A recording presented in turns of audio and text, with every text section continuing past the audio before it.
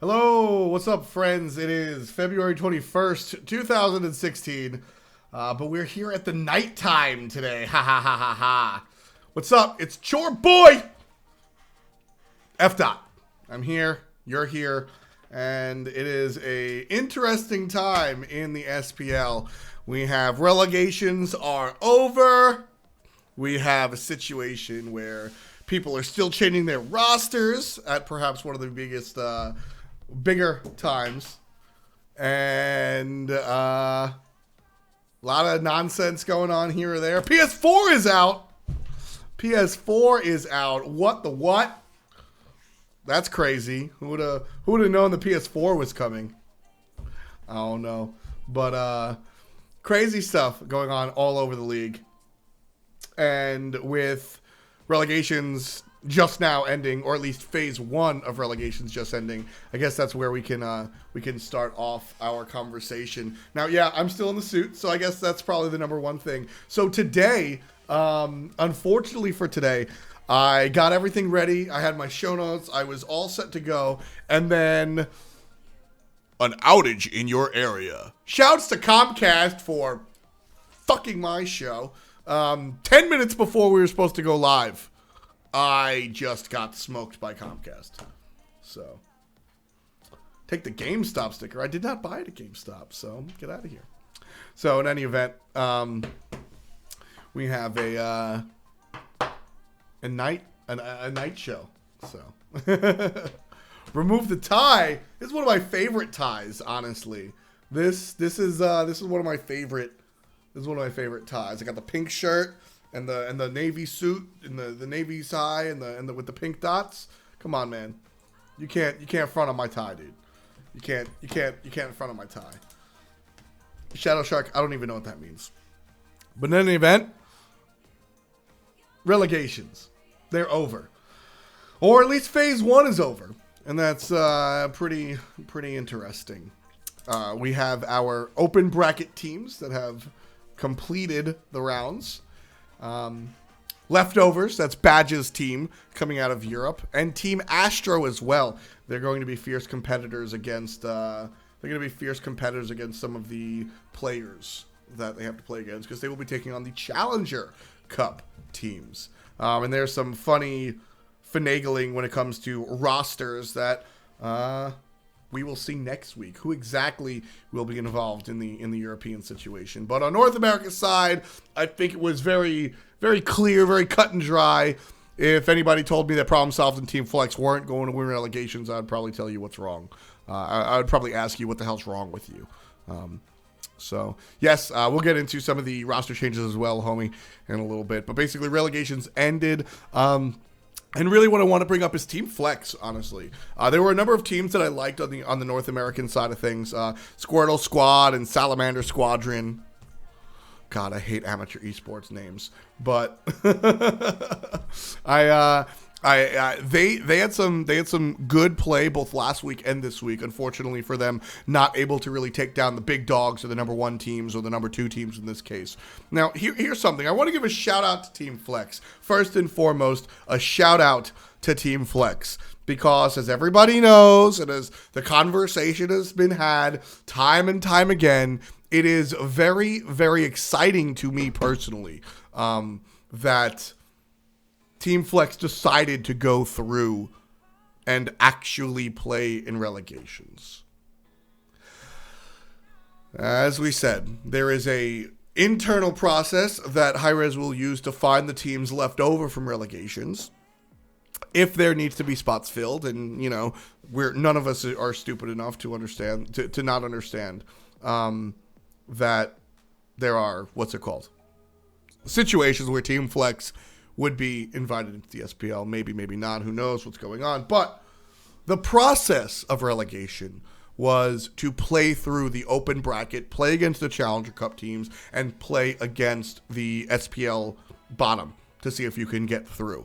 And the internal process was supposed to be applied after all said and done. So I give Flex a lot of credit, because as a lot of viewers said, they might not have had to play here, but they're not taking anybody's spot because, of course, there are still going to be.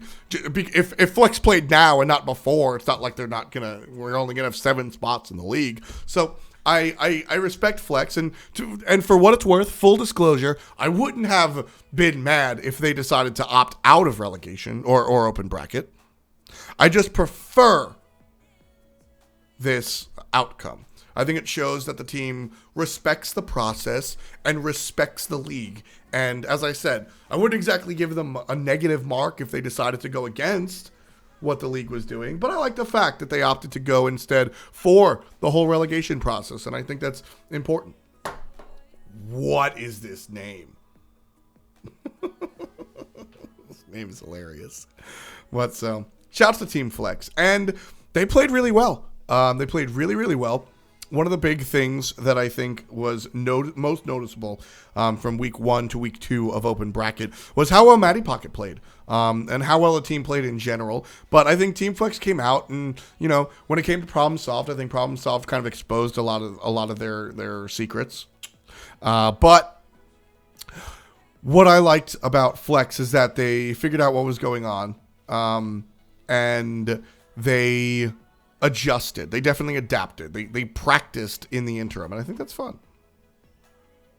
So, Bickham says that Chimumu in chat is Bickham, and he says there's 18s in a split.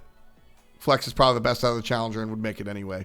Once again, I applaud Team Flex for going through the traditional situation of relegation, and as we said, I think it's a situation where Team Flex deserves to go through the appropriate channels. So that's pretty much the end of relegation. Next week we'll see again. The Challenger Cup teams have not yet chosen who they want to play, but the Challenger Cup teams will choose who they play.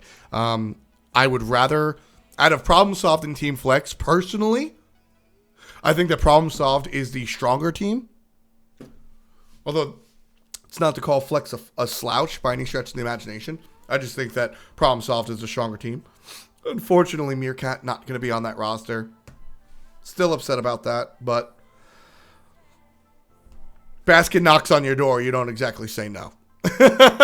So, I don't know. I hope the best for Meerkat and some of the other players that are still out there without a squad.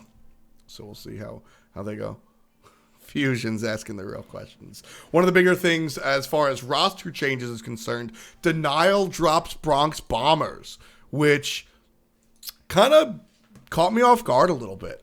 From what I know out of Shadow Q, and full disclosure, Shadow and I aren't super best friends, but we're both in the Smite scene, and I, from what I saw from the outside looking in, I saw a lot of just Bronx Bombers being a real part of that team. I think that he was a good fit. I think he was a good fit personality-wise. I think that the team worked well with Bronx Bombers alongside of them, and I think that Bronx was a player that understood sort of the way this team hangs out, jokes around, etc.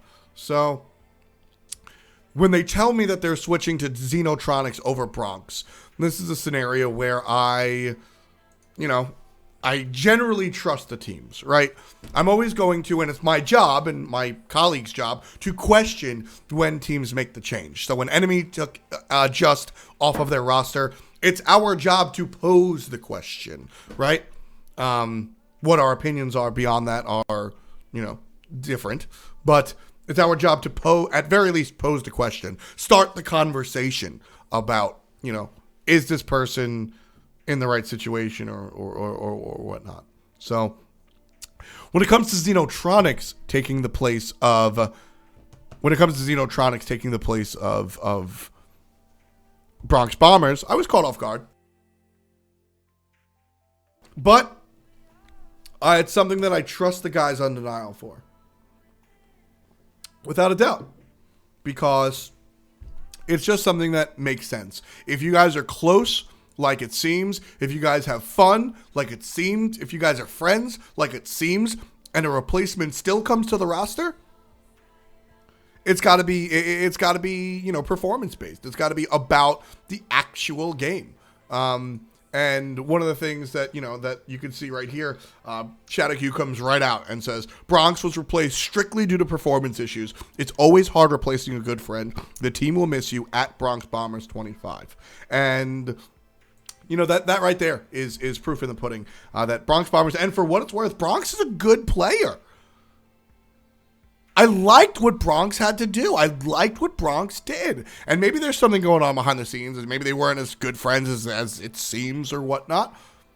Because as many people will surely point out, Shadow Q has been queuing with Xenotronics in ranked for a while now.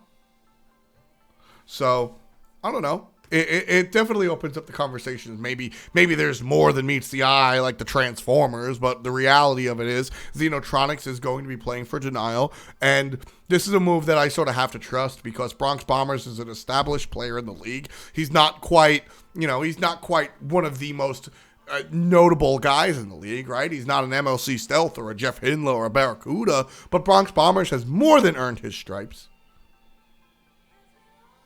He's more than ready to be in the league. Bronx Bombers is a player that has already solidified the fact that he's a strong player. And one of the biggest things that I've noticed in just doing my thing is that when Xenotronics was playing for Risky Behavior, he played middle. So for Xenotronics not only to join Denial, but to switch positions, that's interesting to me. This guy's got to be damn good. I've seen Xenotronics in the ranked scene, right? When it comes to streams or whatnot. So I think that there's, what's it called? There's definitely a situation where Xenotronics has played with the high-end players. He's played alongside. He's played next to them. He's played against them. He's played Hunter before, I'm sure. But what I'm saying is his most recent position was middle. So for this player to join the team and switch roles, regardless of if he's played Hunter before or not, middle is his most recent position. So I mean, there's there's something to be said about finding a player that is playing a different position. As I said, he's played Hunter in the past, but right now, I mean, he considers himself a mid laner, and I'm sure now he considers himself back as a Hunter. But this is one of those moves where I just put my hands up and I trust the team. I gotta trust the team. I've seen Xenotronics in ranked. He plays pretty well. We've seen how well Oceans was able to make the transition from ranked to SPL. So it's not unheard of. Not completely unheard of that somebody could make the swap, And when people are publicly as close friends as Shadow Q and Bronx were, if the swap is being made, there's a reason for it. So, like I said, it's my job to ask the question, and I will ask the question. And when Denial comes out to play in Relegation, I will pose the question live on the broadcast. Will Xenotronics fill the shoes of Bronx Bombers? But trust that, I understand that, trust that I understand that this move is the correct way. Oceans is for Harlem. Is he really? I think you're joking because today I said Oceans shot somebody all the way from Harlem. And the reason I said, so I always say Mozambique. And I've noticed that I overuse the location, Mozambique. So in the, moment, I said Oceans all the way from Harlem. So if Oceans is from Harlem, that's absolutely hilarious. But I don't know him at all, so I don't know why I would strongly doubt him from being from Harlem. But oh well, it was a fun thing for me to say. I had a lot of fun at the broadcast today. We had a lot of good games. I think that Brandon and I are coming together as commentators pretty well. Honestly, I really enjoyed that. Well, first of all, I don't know what race Oceans is, but I know, I'm just thinking off the top of my head here. Living in Harlem, I know black people, I know white people, I know an Asian girl, I know an Indian dude. I know a lot of different races that live in Harlem. Harlem is, I would say, probably predominantly black, but it's mixed. Queens, of course, Harlem is not Queens, but Queens is the most diverse place on the planet. Harlem, part of New York City. So New York City, very what's it called? Very, very diverse. But going back to the commentary, I think Brandon and I have really come together. And one of the goals that we set last year as a commentary unit was to create conversational commentary. Where, there's play-by-play and analysis, but instead of let me say a thing, and then you say a thing, and then we say a thing, and then you say a thing, and then me say a thing, and then you say a thing, there's a conversation. And, I'm able to disagree with Brandon. I'm able to agree with Brandon. And I think we've come a long way as far as that's concerned. So I really enjoy where the commentary is going. Of course, we're not perfect. I don't think that we're absolutely perfect in any stretch of the imagination, but I like where we're at, and I like the direction that we're going. So we'll see where that's going and how that works out. Long Island is rich, ugly, stupid white folk. Depends on where you're at on Long Island. If you head to Hempstead or Wyandanch, it's not very white. Or if you head to Roslyn, the hometown of chaos, it's pretty much split down the middle. There's a lot of Asian and Indian people as well. So New York in general, little bit mixed. But keeping on the Smite train, PS4 was announced, and it was also announced that there won't be any PS4 Pro League or anything like that. It's going to be all Xbox. So that was something that we saw out of what's his name, Stu. The president of the company that I work for. I probably shouldn't have said what's his name, but and I absolutely love Hindu Man, I love Hindu Man, but I love Stu. Because here, let's take a look at Stu's Twitter real quick. And Stu retweeted Hindu Man when you're trying to get Bay in the mood. And he's just bugging Adonis. Look at this. Look at this Adonis. Oh, you can't see it. Oh, Adonis' face is hidden behind the chat. Look at this face. Oh, I love it. Now that I've completely screwed up my layout. Let's come back. Well, yeah, Stu's a lot of fun. I'm really happy that he's our the big boss man. But and here it is. In case it wasn't clear in previous communication, Xbox One will continue to be the exclusive platform for the Smite Console Pro League in Season 3. Oh, hey, look at this. I want PS4 as my backup plan, so after I lose on Xbox, after I lose on PC, I'm safe. Disappointed, TBH. And of course, it's Meerkat that says that. This guy's such a troll. I don't like that guy. But this guy, Meerkat, I like Meerkat's general disposition. It's a lot of fun. But so Stu comes out and sort of lays down the law, and it was actually interesting. There was a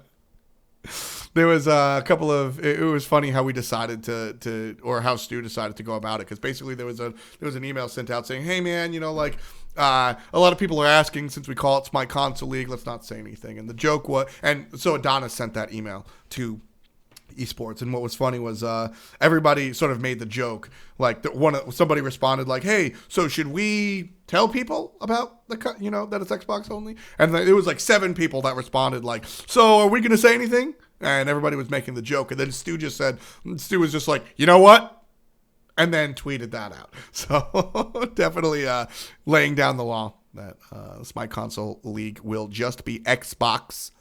I'm sure there's a reason behind naming it Console League as opposed to Xbox, but I don't know.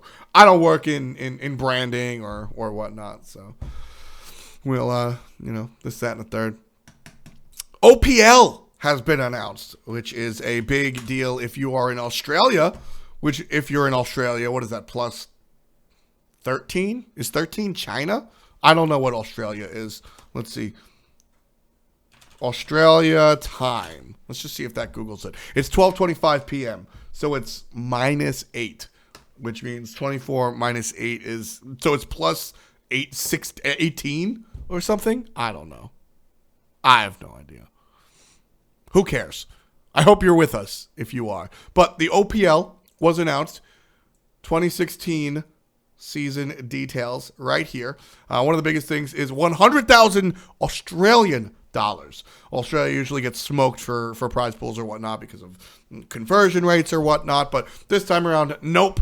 100K in Australian dollars will be given out in 2016, which is a pretty big deal. And the structure of the OPL, which is separate from the SPL, just like Latin America's league, Brazil's league, and the Chinese league. So split one will be in February. From February 27th to April 17th, we'll see the first split of the Australian Pro League come out. Or, excuse me, the Oceanic, since it's Australia and New Zealand, which, if you guys watch John Oliver, one of the heads of state of New Zealand got a dildo thrown at him this past weekend. So I hope none of our players suffer that same fate. But essentially, the league starts February 27th, and there'll be qualifying tournaments that date, the 27th and 28th, and the week afterwards as well. And this is how teams will qualify. The top two of the qualifiers and the top two from last year's event, Avant-Garde and Dire Wolves, will be the 16 Pro League. It's going to be 4 weeks where each team plays each other once in a best of three. And it'll run for a decent amount. And then the top two teams at the end of the split are awarded with placement in the CGPL LAN event, which should be a lot of fun. And then, of course, there's a Challenger tournament that runs alongside. And then, hey, it's the finals. 10 grand on the line if you're Australian heading down to the finals. Travel for the top two teams. The Split 1 Pro League will be provided by hi-rez, as we usually do. And it will be taking place in Sydney at Australia's Technology Park. If you want to catch the Smite Pro League, the OPL, the Oceania Pro League, it's on CGTV_Smite. Saturdays at, God damn it, I don't know. What is this? AM, like 10 a.m.? 10 a.m.? I don't know. Sounds like 10 a.m. I have no idea, though. I'm going to go ahead and guess 10 a.m., but we'll see. Eastern, of course, if you're Pacific. Everybody's got different time zones, so 6 p.m. AEDT is when that'll start up and everything. And shouts to the sub, man. Thank you so much for whoever just subbed. Unfortunately, nobody's really telling me. Can we take a look here? Omageddon, shouts to you, man. One of the older faces in the F.dot community. F.dot community, that sounds weird. One of the older faces that can be found here at Smite, or whatever the fuck, what am I calling? First period. So, will all these SPL, OPL compete in Worlds? Yes.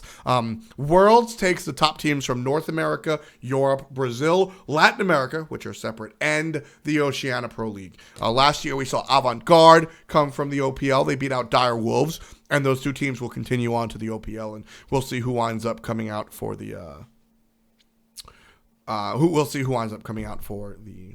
pros or the finals at Worlds. Do we have any influence over Brazilian esports? No, that is a separate league, just like OPL and the Chinese esports side.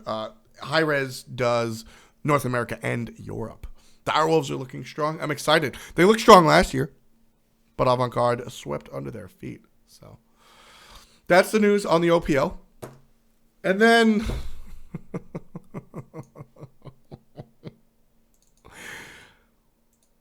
I'm gonna show you my show notes. Okay, so these are pretty not big or not like what's it called?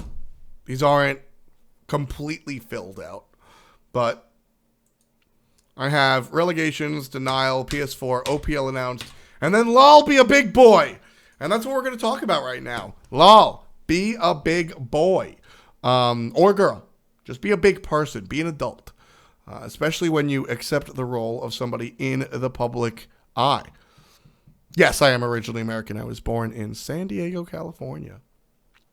But in any event, be a big boy. Yesterday was the last day of the European Phase 1 relegation, which means open bracket was played. And there was a player named Sausage, who is familiar, who is famous, well known for his Hell play, and so Hell was banned out. And somebody posed a question, is Hell worth banning? even if Sausage, not meta, is hell worth banning just because Sausage is strong enough. And honestly, Brandon and I called that game, and Brandon and I actually agreed. Yes, it is worth banning because Sausage is that good. But in any event, it ruffled people's feathers the wrong way, and Sausage was none too happy about everything that happened. And what disappointed me, honestly, was how people react. And it really comes down to when you put yourself in the public eye, whether it be as a player, as a caster, you're putting yourself in the crosshairs. I have a group of people that don't like anything I say, no matter what, and every week they will shit on me on Twitter and elsewhere. And that is life. That's how that works. There is nothing I can do that will make these people turn around and say something positive about my existence. And while that's not the case with Sausage, it's something that I have to grin and bear. It's something that as I, put it, it's something that as my job, right? I'm in the public eye. That is something that comes with it. There are going to be people that just don't like me because they just don't like me. Now, moving past that, there are people that will give me legitimate criticism. And while there is nobody's job to criticize casters outside of fans, right? It's my job to analyze players, whether it's positive or negative. And I guess you could say it's my job to criticize players, but that statement sounds strange. So I will say it is a commentator's job to analyze players, good or bad. And so the public is afforded the same opportunity to criticize me. And this has happened, believe it or not, I don't think that every cast that I do is perfect. I don't step off of the desk every single time and say, damn, we slayed it. High five. Let's get a beer. Today I felt good. Yesterday I did not. Yesterday I stumbled over my words. XYZ. In fact, today, if I want to nitpick something, I said in the ground far too often. Far too often. Right? So, if somebody tweets at me, yo, how many times are you going to say in the ground when somebody dies? I'll be like, oh, you know what? That's fair. You know what I'm not going to do? Yeah, I'm the caster. You're not the caster. I'm the caster. I know better. Ah, how dare you say something mean? Ah, that's not your right. Blah, blah, blah, blah. No, it's my job as somebody that does something with a skill component to take criticism and learn from it. That's my job. That is at least a portion of my job. And maybe that's just me being an adult, but taking criticism when you're in the front, when you are the person that is in the crosshairs of everybody, that's your job, to take criticism and deal with it. And like I said, I get criticism on my Twitter, in the Twitch chat, which is a terrible place to look in general, which is a different story. But Twitter, Reddit, etc., there are people that will just hate on you. And that's not what I'm talking about. But those people need to just be ignored. People that, like I said, and I have fun with it. There's a group of people that just don't like me no matter what I do. And I will frequently respond to them on Twitter because I think it's absolutely hilarious. But then there's those people that aren't in that group of people that are like, I don't like F. Dot because he's New York or ethnic or fat. And I can change one of those, and I probably should. And I'm on the process of it. But those people I pay no mind to. Now, the people that give me legitimate criticism, the people that say, like I said, you said in the ground too much today, Tom. I think you should change that. Or, you criticized this build. I disagree. Well, that's a conversation for us to have, right? And that's the thought process that should be had. That's the thought process that should be had. So when it comes to players, the same thought process should be had. If not, even more so. So if I'm a player and somebody criticizes me, especially if it's somebody whose job it is to be a commentator, if it's just some random schmuck, oh well. Let it go by. But if it's somebody that is supposed to be a player,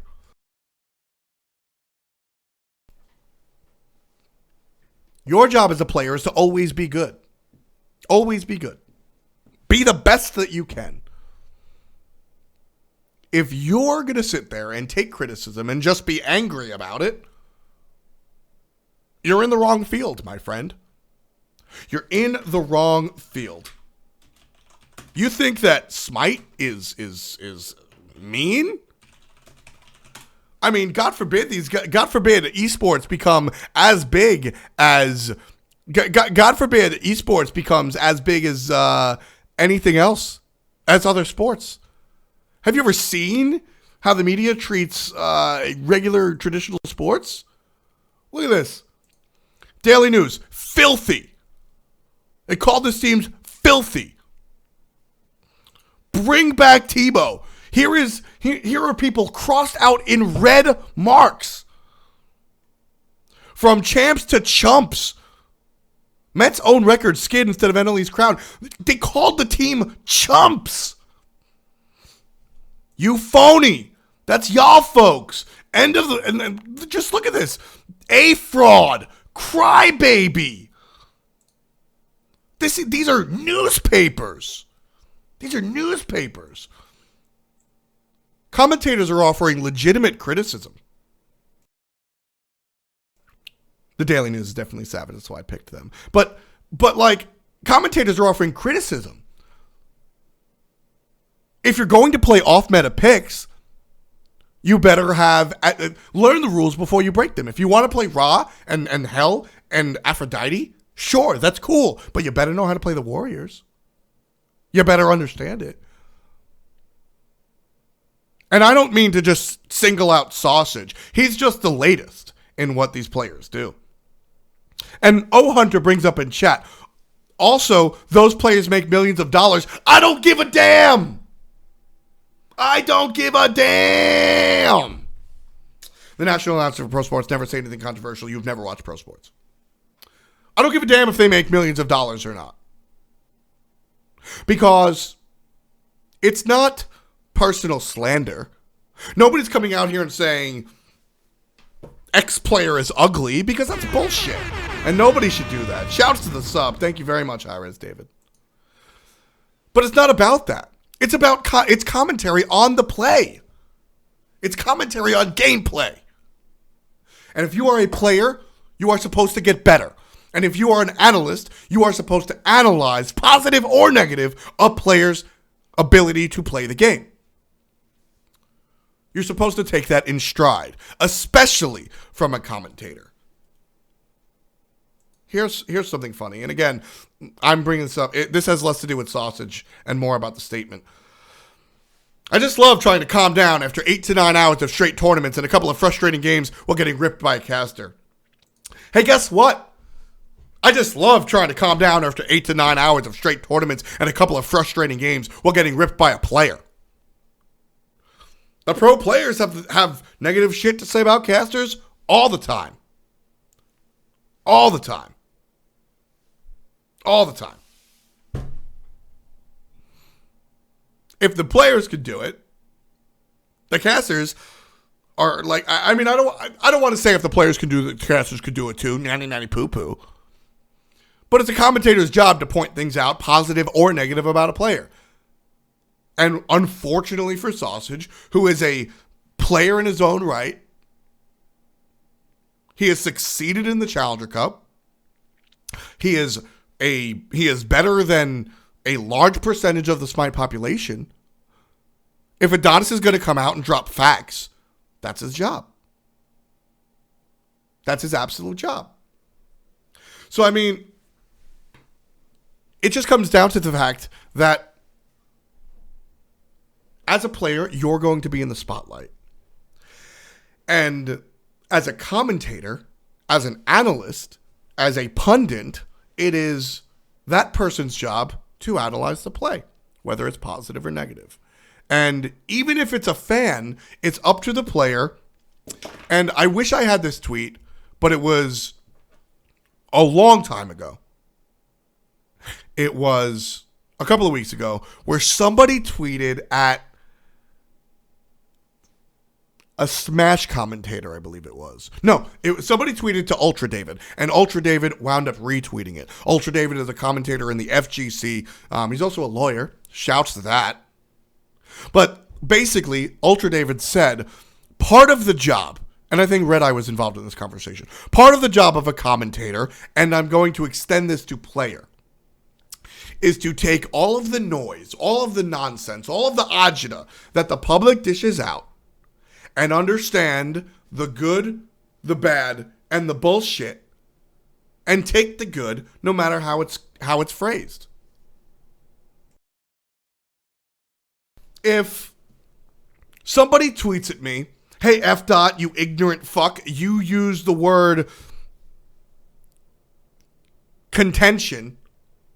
You used the word contentious. You said this is a contentious situation because Fire Giant is about to be contested. It's contentious because both teams want to contend over this spot. Guess what the definition of contentious is? Willing to start an argument.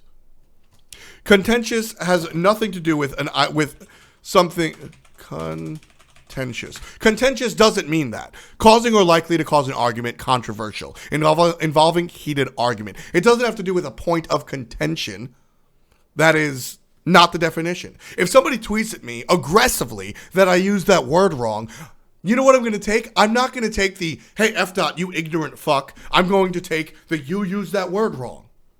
And I'm going to understand it, learn the definition, write it in my notebook, and become a better caster.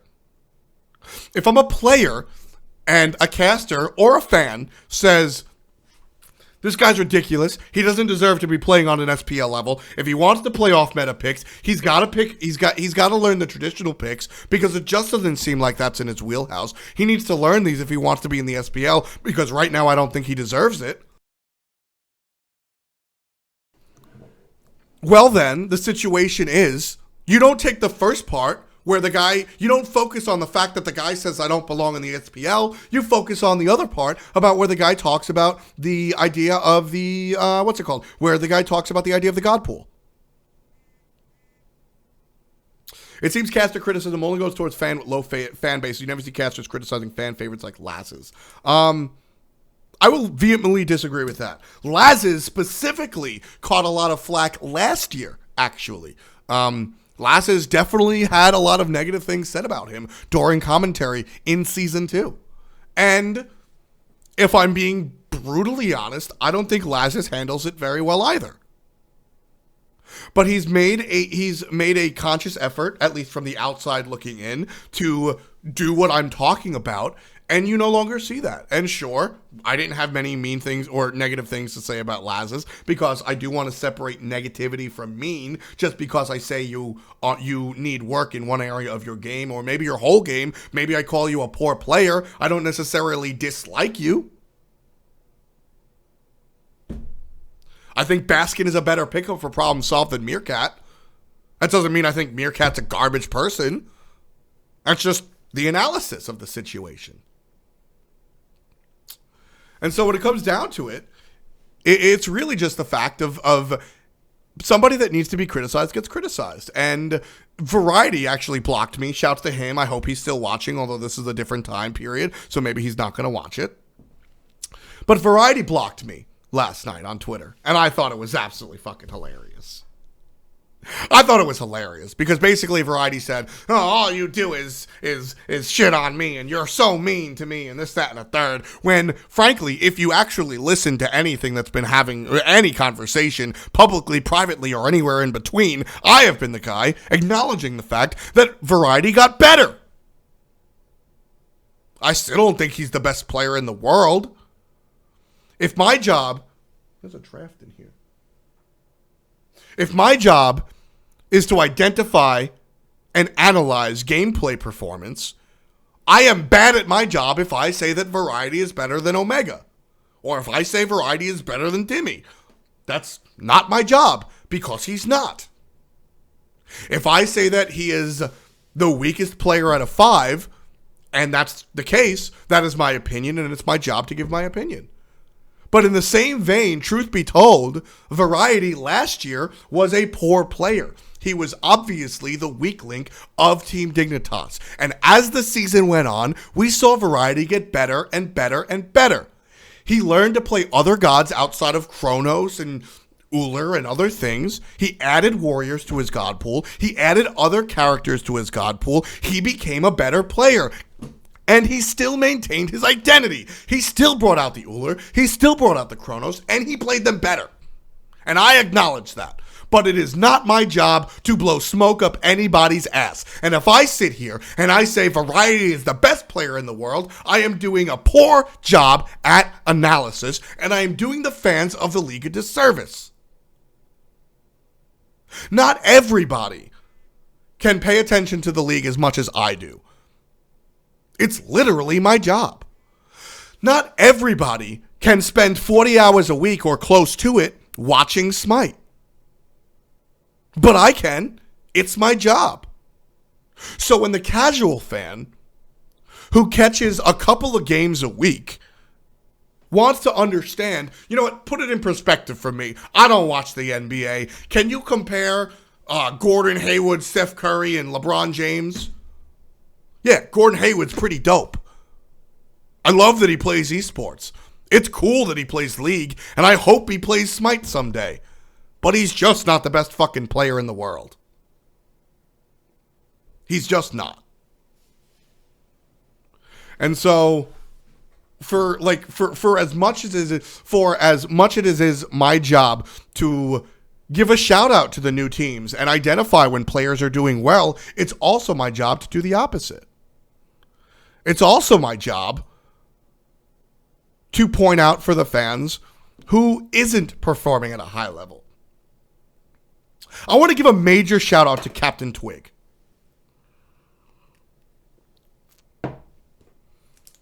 Zerk Killer brings up, you people need to remember that casters are entitled to an opinion. Not only are we entitled, it is pretty much our job. Pretty much our job. But so here's my thing. Shouts to Captain Twig. I love Captain Twig. Fnatic did poorly last year in the split and during the postseason, Super Regionals and Worlds. And when I say poorly, I mean they didn't win. Because Captain Twig wasn't as strong as he could have been. He just wasn't. Specifically, in the summer split, Captain Twig was bad. Poor. Not a good player. The job of Captain Twig to be a jungler for an SPL team was not being done. I held no punches. I identified that. I mentioned that. I brought up the fact that his 1v1 prowess that he is known for does not translate into the jungle. I brought up hesitation. I brought up everything that was negative about Captain Twig's performance. Do you know what he did? Do you know what Captain Twig did that made me proud? He put his fucking head down and he got better. He ignored the nonsense. He didn't complain about people talking shit. He didn't say it was garbage that nobody was talking shit about reels. He shut up, he did his job, and he came back in the fall split playing a better game than he did in the summer split. That's his job as a player. That's his job. Just like it's my job to bring up that he's not doing it right, it's his job to understand that he's not doing it right. Shouts to Captain Twig. And I wish him all the luck in the world on the leftovers. Because that or Hunger for More, my mistake. Because that's what you're supposed to do. And if you want to come out and respond and say, I disagree, and I'm going to show you, F. Go for it. That's fine. In fact, I invite that. And I say that all the time.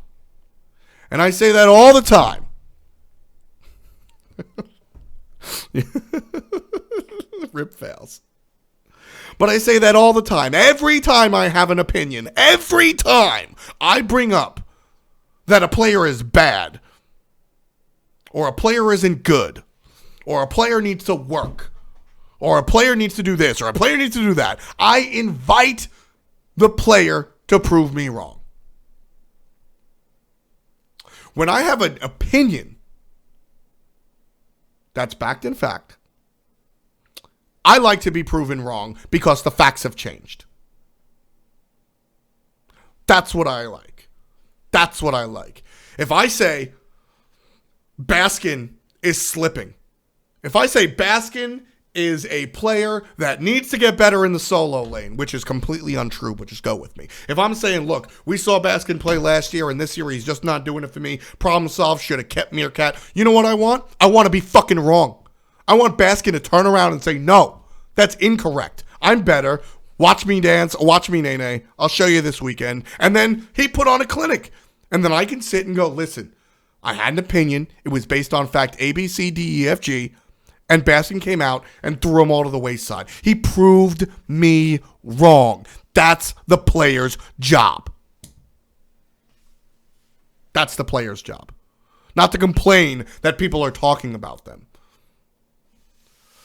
Actually, Baskin brings up he thinks a lot of the hate between players and casters, which, to be fair, I haven't seen a lot of this year. I think that a lot of our players have grown and matured, and as well, I think our commentators have began to understood. I talk for a living and I can't fucking talk. I think that a lot of our commentators have also began to understand, or have already learned to understand last year, how to really represent and bring up these points. But so, a lot of the hate between the players and casters that may or may not still exist stem from the criticism from the casters, because the majority of the professional player base doesn't think that the casters know enough about the game. Well, you know, that I think is silly. I think that's silly.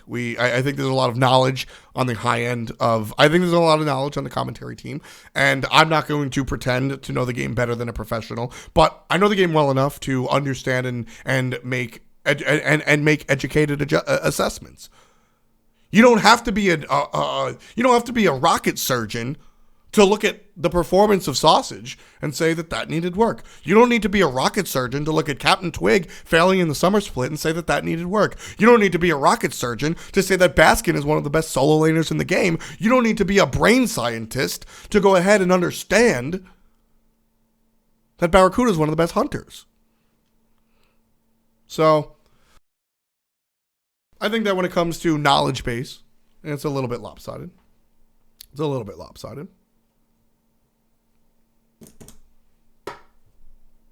It's constructive criticism, as you said. I mean, it's just one of those things where, as I said, positive or negative, you're not supposed to bark back. Like I said, I love when players, and Lazarus has tweeted this to me a couple of times way back when I first started. Lazarus would respond to my criticism saying like, all right, man, I'm going to show you. And then he would show me, and that's cool. That's exciting. That's what you're supposed to do. Prove me wrong. Do it. Adonis's job is to point out that Sausage didn't play too hot. And his analysis from that, if you say Sausage was bad, that is lazy. And I don't think you did a good job. But if you say that Sausage needs work because he needs to expand his God pool, given the fact that we've only seen healers in a non-healer meta, and even the game that he won, he did not have favorable stats on, that's fair. Sausage's response, or any player's response, again, I don't mean to single out Sausage, he's just the latest. The response is not, nah, Why do you say that? That's mean. The response instead should be, okay, let me learn from this. I should expand my God pool. Or the response should be, shut the hell up. I'll show you. Tune in next weekend. Caster versus player. Is it common in other esports? I mean, players and as I said, it's a commentator's job to point out positive and negatives, or it's an analyst or it's a pundit. It's their job to point out positive and negatives of players. And it's tough to be friends with players and give commentary. And I think at this point, at least a lot of the players that I'm closer to, I can give Jeff Hinla legitimately criticize Jeff's play. I can say that Jeff has slipped. I can be honest about anything Jeff does in the game. And we can hang out the next day. Jeff and I are very close. And that has a lot to do with the maturity level of Jeff and myself. We're cool dudes. But that's not necessary. If I was a player and somebody's job was to point out everything I'm doing wrong, like I said, I'm a commentator and I come off the desk and I know when I do things wrong. If I had somebody whose job it was to write an article after every cast and commentate every cast and mention things, I would, like I said, I'm not going to yell at the person when they say something negative, but I might not be their biggest fan. And that's generally the relationship that players and commentators and analysts have is generally professional. If you look into the esports world and you look at what other commentators said.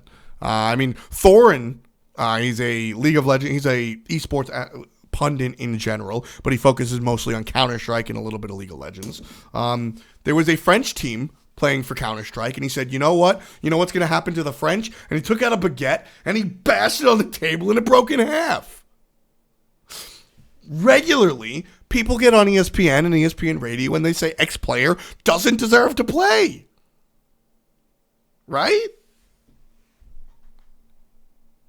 So, it's not a Smite phenomena. In fact, as other people have said in chat, Smite commentators are kind of nicer. So, they're kind of nicer. And I've spoken to Kret many times, and Kret and I have fought over the ability, especially when Kret was coaching Eager. I mean, we've had arguments and we've fought about, the commentator's ability to say negative things, and I will defend that to the nth degree. And I think that Legendary SGT brings up a perfect point. He was rewatching a lot of Season 1 with the whole Lannister situation and how the casters criticized him. He grew from that, and he took the criticism and destroyed it now on LAN. And if you're unfamiliar with Lannister's situation, basically, Andy is a nervous guy. Andenster. He's a nervous guy. And when it comes time to LAN play, he wasn't the world's greatest. So his ability to turn things around and learn from it is really a strong sort of look at how people can learn from it. And I think somebody else brought up, there you go. And so I got blown up by players and communities grown from it. Exactly. I mean, I don't want to use myself. I don't want to put myself in the spotlight. But yes, I have been trashed and I've learned. When people send you, when we put out commentary feedback forms, and even sometimes not, you get people saying, I hope F dot still like. So when we give out feedback forms, like what should F dot do? What should F dot stop doing? What should F dot continue doing? What should F dot stop doing? Breathing. What should F dot start doing? Not talking. Right? That's nonsense. But when people tell me I hate F dot's casting because all he does is scream, well, I've adjusted and I don't scream that much, or at least I try not to. Right? And that's really what it's all about. It's really what it's all about. So, I mean, I don't want to harp too much on it. I pretty much already did. But basically what it comes down to is, if you're going to play in the SPL, you have to be ready to take criticism. That has to be a part of your arsenal. You can't just wow, wow, wow, all the way home if somebody says something negative about you. Because guess what? Whatever the commentator said about you is the nicest way it's going to be phrased. Whatever the commentator said about you is the nicest you're going to hear it. If Adonis says that your ability to play in the mid lane is affected by your small god pool and that Vulcan and Kronos just aren't going to do it because people will ban that out and you better have an Isis or an Agni, that's a lot nicer than the guy in Smite game saying, blah, blah, blah is a terrible mid laner. He only knows how to play shit gods. If he learned how to play the kit.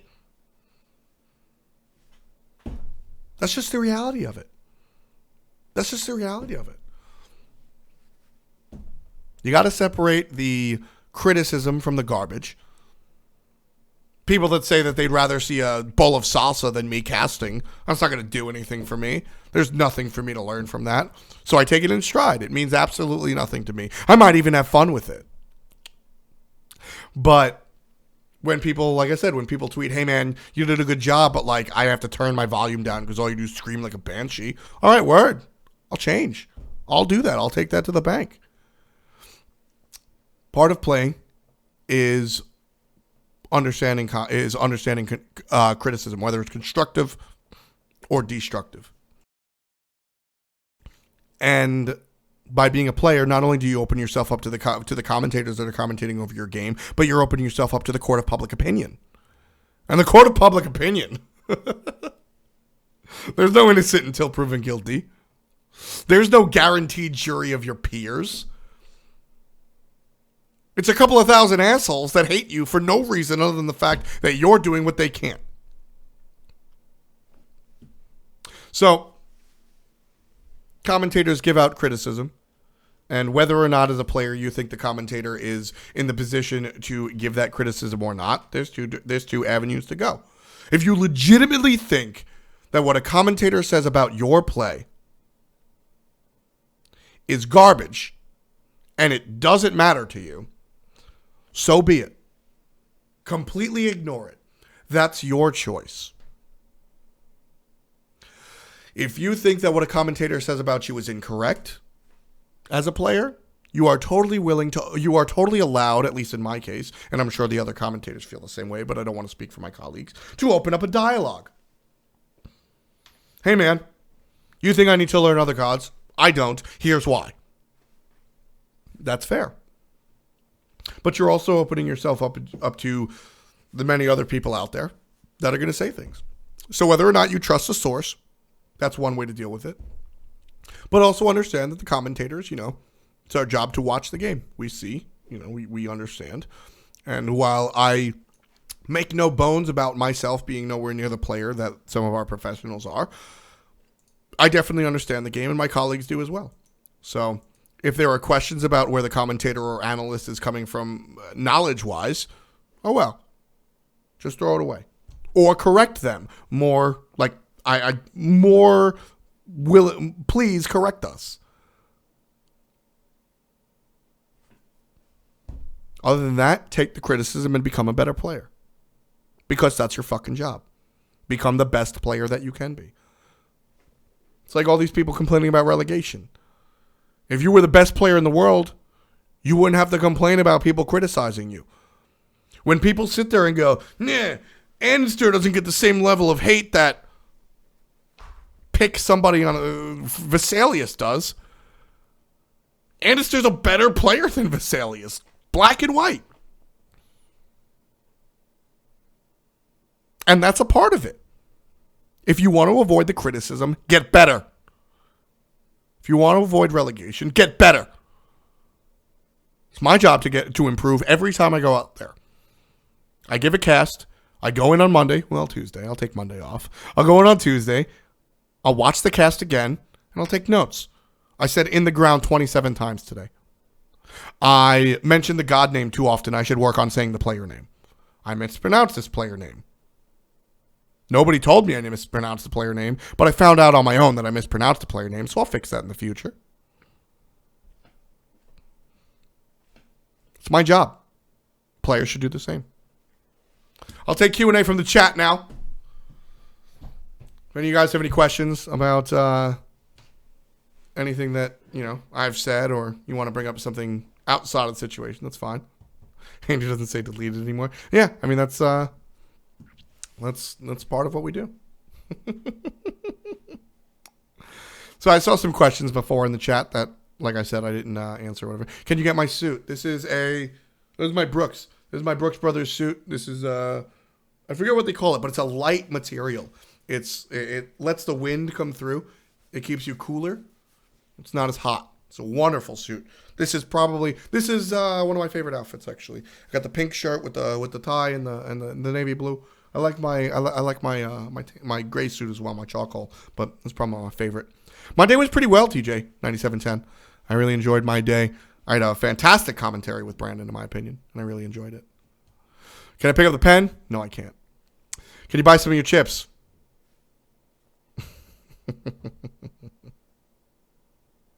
Any recent roster changes? The most recent was yesterday. Xenotronics replaced Bronx Bombers on denial. I think Raijin is going to hit Metaville. He is a glass cannon, so if players can play Habwa, they can play Raijin. Can I move the chat box to the left? Yeah, sure. Oh, I think I broke something. Zoop. And then we'll pretend this is my beautiful here. Is that better? Is that better? I moved it to the left. I think that's good. Why don't I fix the cowlick on my head? Do I have a cowlick? Well, I sort of understand what cowlick is, but I don't completely. I don't really know. Is it this little Superman curl that I got down here? I don't know. My hair is longer than it has been in a long time. And it was a conscious choice. I decided that I wanted my hair to be a little longer. I like playing with the stuff on top. It's getting long on the sides, though. I got to go see Bree, my hairstylist. She definitely she makes me look beautiful. So my synergy with DM casting seems better than ever. I agree. I don't know what it is, but we've really sort of hit our stride. I'm really excited for the upcoming season. Who can get viewership stats? I don't know about that. I have no idea about viewership stats and what that is about. So when I get so savage. So it's actually funny. One of my friends, I won't tell you who, but you know them. One of my friends actually brought up, and this is a perfect example of what I was just talking about. So one of my friends told me, they said, hey, listen, I don't like what you do. I think that you pander to people. I think that you are a neutral source. You don't have any conviction in what you do. I don't believe that you want to be a commentator. I think that you just want to be famous. And that is completely incorrect. I've wanted to be a commentator from the day I was born. Blah, blah, blah. But when I first came into the Smite scene, a big part of what I was doing was just sort of solidifying myself. I can't come out guns blazing while everybody is just, who's this guy? What? He likes sports? Ugh. He's listening to rap music? Ugh. I gotta, establish myself. And so the last year, Bart, bigger man, blah, blah, blah. So a lot of what I did, I didn't exactly shy away from giving an opinion, but, I definitely, there was truth to what my friend said. That while it was deeply infuriating and offensive to hear that, my friend said that he didn't think I wanted to be a caster or this, that, or a third. That infuriated me, and that was wrong. But you know what happened? I didn't scream at him. I didn't call him an idiot. I didn't go off the handle. I said, listen, I think you're incorrect. Here's why I think you're incorrect. We disagreed, and that was that, and we walked our separate ways that day, mad at each other. But after some reflection, I come back, and I'm like, look, you know what? I haven't truly been myself. I am an opinionated guy with a loud mouth, and that just hasn't been the truth. So that's, I'm going to be more honest with people. I'm going to be more FDOT. I'm going to be more me. One of the things I pride myself on is being the same person on camera, off camera, or anywhere in between. And so that's what I'm doing. And like I said, this hurt me to my core. If you ask my closest friends, this was a conversation that I had an issue with. I said, this offended me. But maybe he's right. This hurt me. But maybe there's a portion of that that's correct. And to admit that a portion of that was correct hurts. But that's part of becoming a better person. Fuck playing. Screw commentary. Being a person is about taking all of that info, parsing it through your filter, and understanding it. Am I Mahatma Gandhi? Am I the Mother Teresa? No, I didn't take that info and then immediately, oh, he's right. Took me a while, but I understood it. I got it. And it's something that I can change. It's something that I can do. I can actively become better at that. So that's what I'm doing. That's what, perfect example. What happened to Cloud9? They've changed their roster a little bit. Basically, Annister is better friends with Boosh than he is MLC Stealth. So he wanted to play with his friends.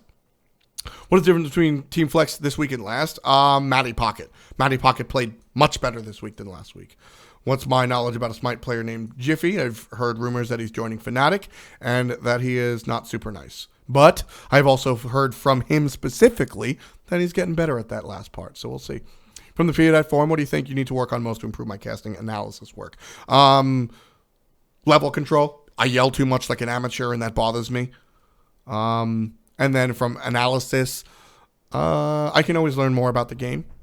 I think big picture stuff. I understand matchups. I understand itemization. I understand situational plays. But I guess, while I'm not saying that I don't understand the game at a high level, I think that the highest level of plays and rotations and stuff I could probably work on. And the way I work on that is by watching players both in ranked and watching gameplay.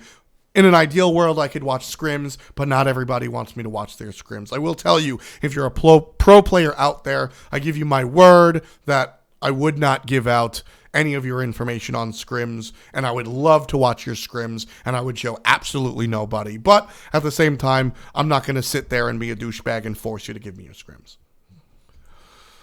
But as a commentator, a couple of teams have given me their scrims, and it has helped me immensely. I love to see that deep level of play, because scrims are where teams get to play and try different things. I will be right back, guys. Hold on to your hats. First period returns in just 1 minute, and I will be back with question and answers. Thank you. I'll be right back.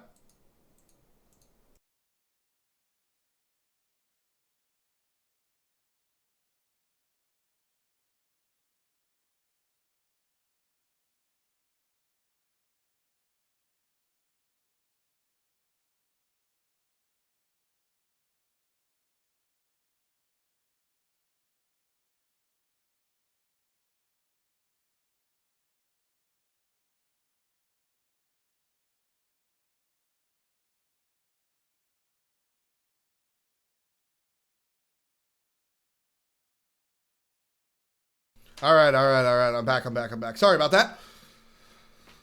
Who's my favorite co-caster to cast with? Honestly, everybody. Everybody's got their ups and downs. This is a longer answer, so I will come back to this. Ask me a second time. What's the latest on Team Flex? They're heading out to relegation. They won the open bracket, and they will be facing off against whoever wants to face them. They will likely be the team that faces the number one. When in my life did I start to accept constructive criticism, and did I think coaches for teams should tell the players to accept the criticism that casters give? Yes, but no. So, as players have said, sometimes casters can be wrong. A coach probably knows best or knows what's best for his team. So a coach should tell players to either accept the criticism or ignore the criticism that casters give, and then filter the criticism by way of however that coach wants to give their criticism, right? Everybody deals with criticism differently. When in my life did I start to accept constructive criticism? Early on, honestly. I am a artist by trade. I dabbled in sports. I was a very successful fullback for football, and I didn't really do much in baseball, but I pitched in baseball. But I was a very successful fullback, and that was, I guess, when I was like 14, 15. I was kind of just bigger than the other dudes.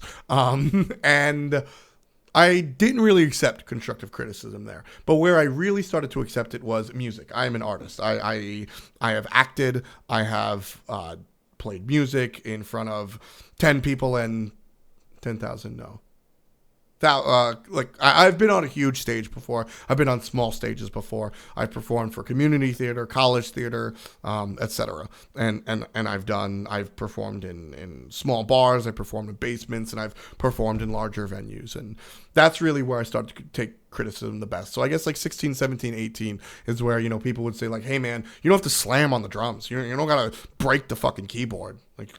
So I think that's probably it. Thank you, Verified. When does second period start? Whenever the teacher shows up. 100 question. How come since tanks have less health than armor now, the standard to unequipped build has been replaced? It's just about the availability of the other items and the lack of penetration. Executioner got a big hit. What's Aduro's new team? I wish you would know. I want to be a hype caster. What should you start doing first besides practicing? Pixie, one of the biggest things that I would give you advice for being a hype caster.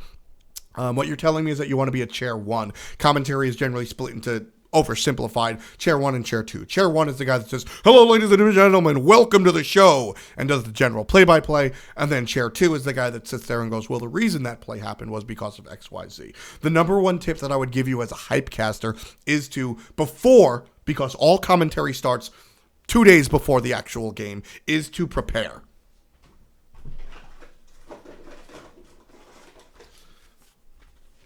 I have filled these notebooks. I have filled many of these notebooks, these Staples little notebooks. I have filled them with storylines on players before we go into battle, right? So you need to have, as a hype caster, you have to understand the storyline. Anybody can go in and say, on the blue side, you've got player A, B, C, D, E, F, G, and on the red side, you've got A, B, 1, 2, 3, 4, 5, 6, 7, 8. But can you tell me how 7 knows D? Can you tell me that player A played against player 5? There's a lot of homework that needs to be done when it comes to being a hype caster or a chair 1. And when it comes to the actual hype, it's less about volume and more about inflection. And this is something that I'm working on myself, is for me to explain how important the kill was. I don't have to go, oh my God! I could sit there and go, absolutely fantastic play. And you can hear from my excitement.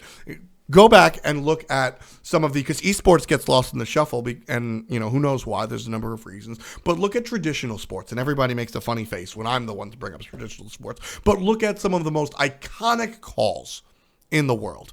Look at people that broke records, home runs, and football, and American football. Shouts to my Europeans calling soccer football, and all of that shit. And listen to how rarely commentators yell and scream.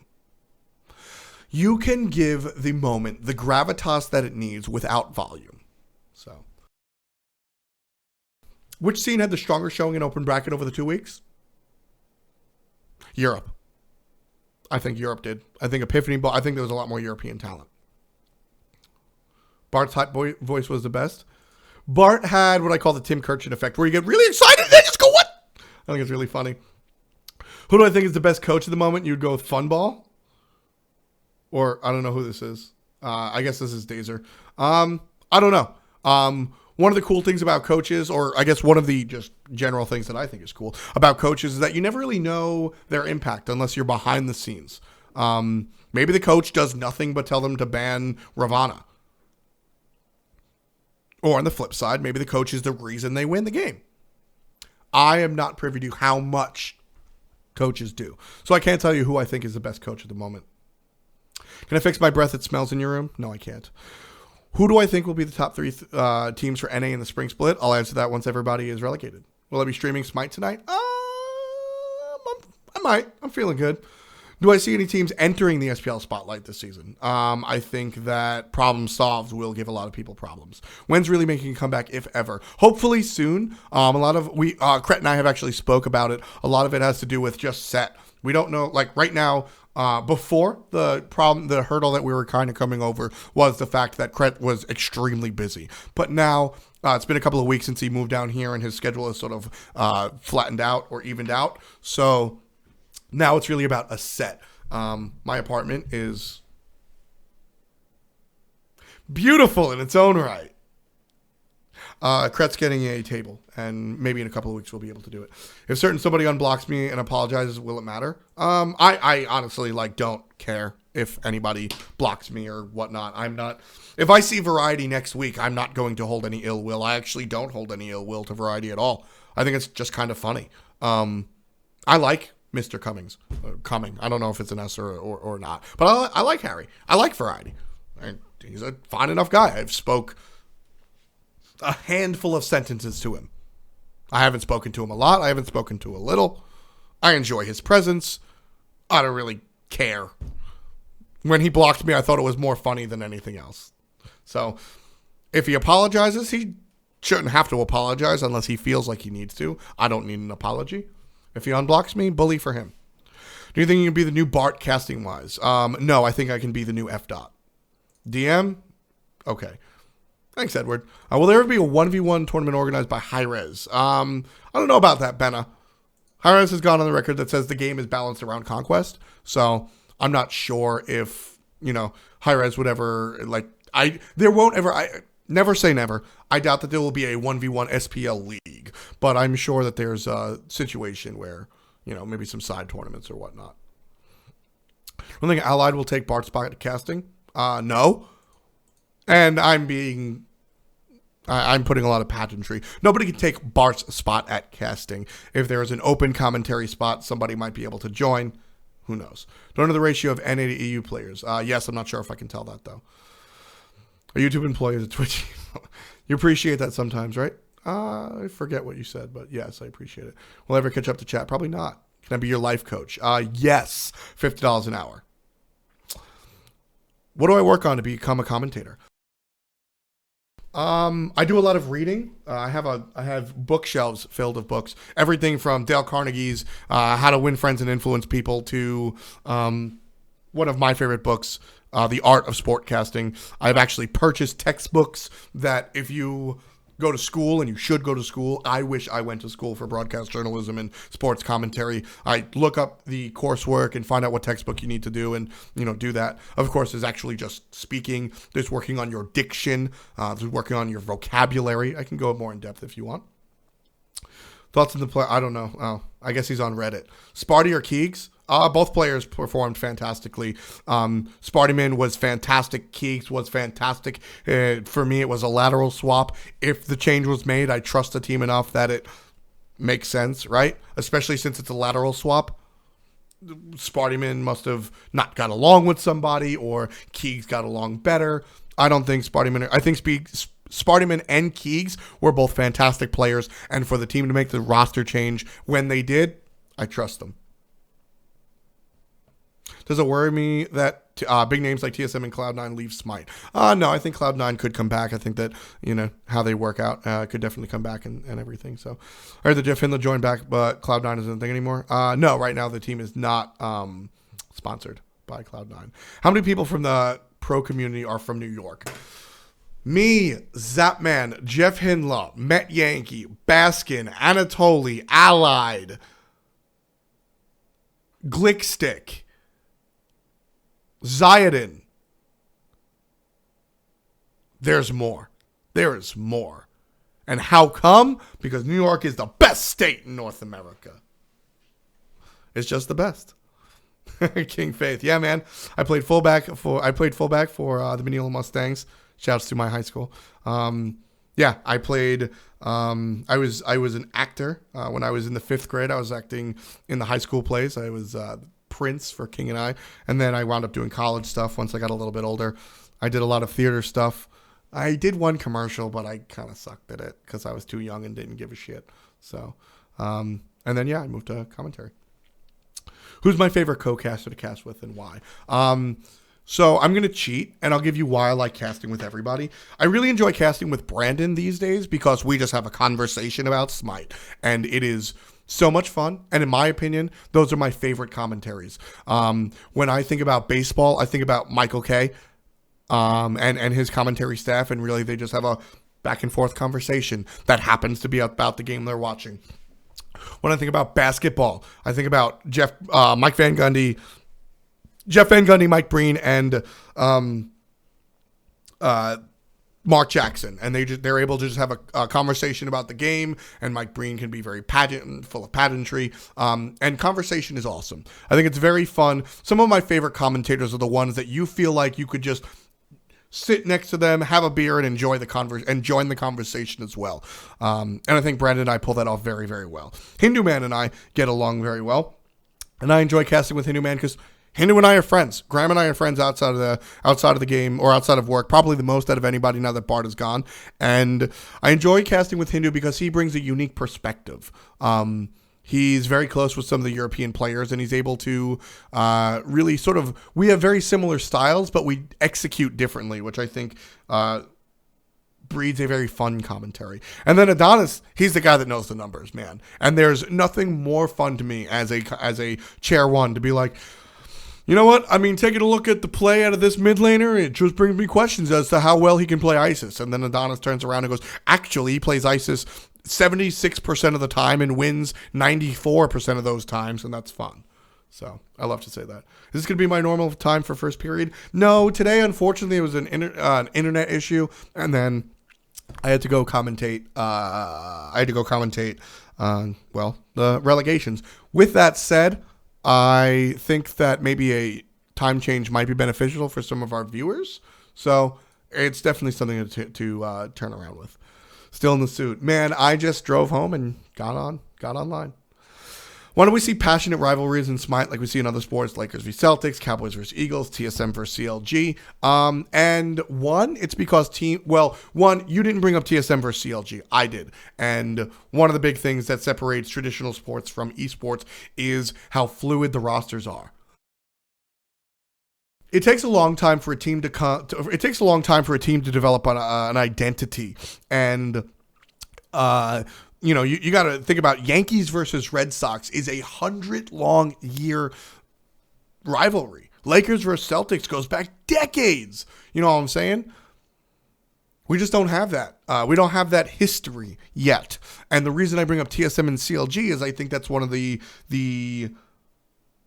hardest rivalries you can bring up in esports. TSM and CLG, basically CLG, they used to be apart, right? And one guy left TSM and created CLG, and now they fight against each other, and that's fun. That is brought to you by history, and Smite needs more history as we see individual rivalries, but for the team rivalries, we need more time. So I think we'll see as the years come on. I think it'll be a lot of fun. Anytime, Pixie, feel free to, always ask me. Fedora wears her sleep. If you guys want to see some shenanigans, go back to my first SPL. I don't even remember what you're talking about, but we'll see. What was that voice after the Giannis night at the end of one of the EU matches? One of the things about commentary is that I am not a liar. And when you hear me excited, I am legitimately excited. So I don't know if I sounded like this or if I sounded like this, but I was super excited because the Giannis snipes that were coming out yesterday were out of this world. Dralo's probably the best chalk on LAN and the best coach. Like I said, I can't speak to coaches behind the scenes. I don't know much about what they do. Thanks, King Kava. Do I know why the fantasy points reset? It's a new season. Why not? I don't know about that one. What do I think of DM playing Dota 2 right now? He is preparing for a charity event, and I wish him the best of luck. It was really funny, though. He was trying to learn it, and, it was funny. But yeah, DM is taking part in a really awesome, I think it's Child's Play, but it's related to children that need medical help, and he's going to be part of this. He's going to be part of this charity event. He can tell you much more about it than I, so I'm super happy for him. I wish him the best, and I think it's going to be awesome. What happened to Bart? Bart took a job at YouTube Gaming. Keep being the best. Thanks, man. You too. Do I have 2,000 books like Ty Lopez? I don't know if I have 2,000, but I've got 3 more on the way, and I've got 2 bookshelves filled right here and a whole bunch of books on my floor. So, I don't know. I do read a lot. How do I think Oceans matches up with a SPL talent? I think he's there.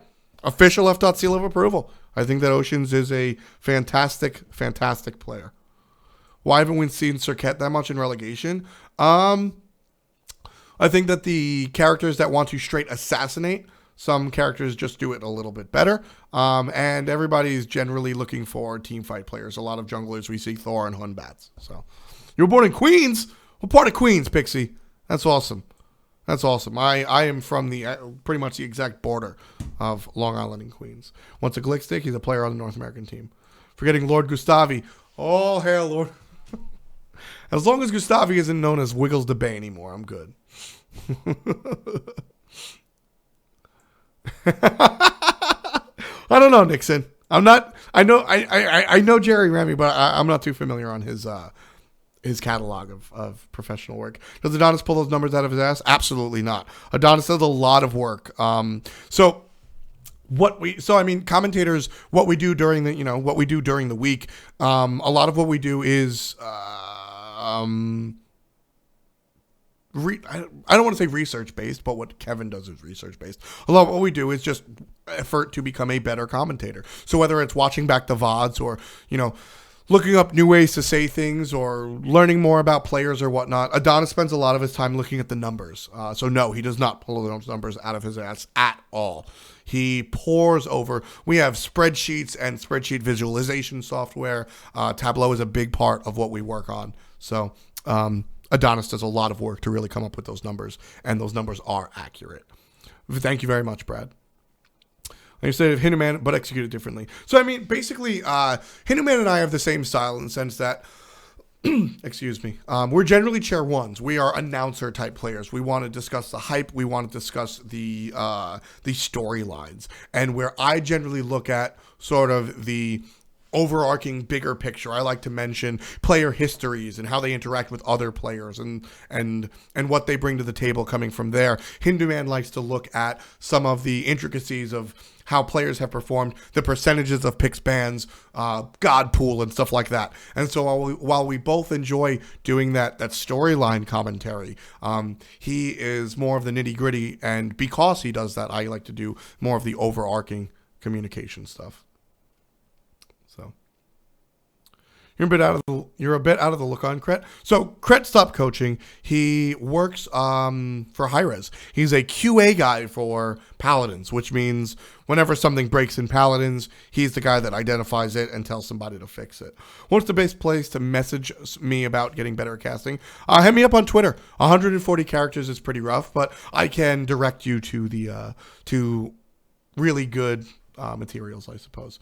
Who are I rooting for during these matches? As a commentator, I don't root for players.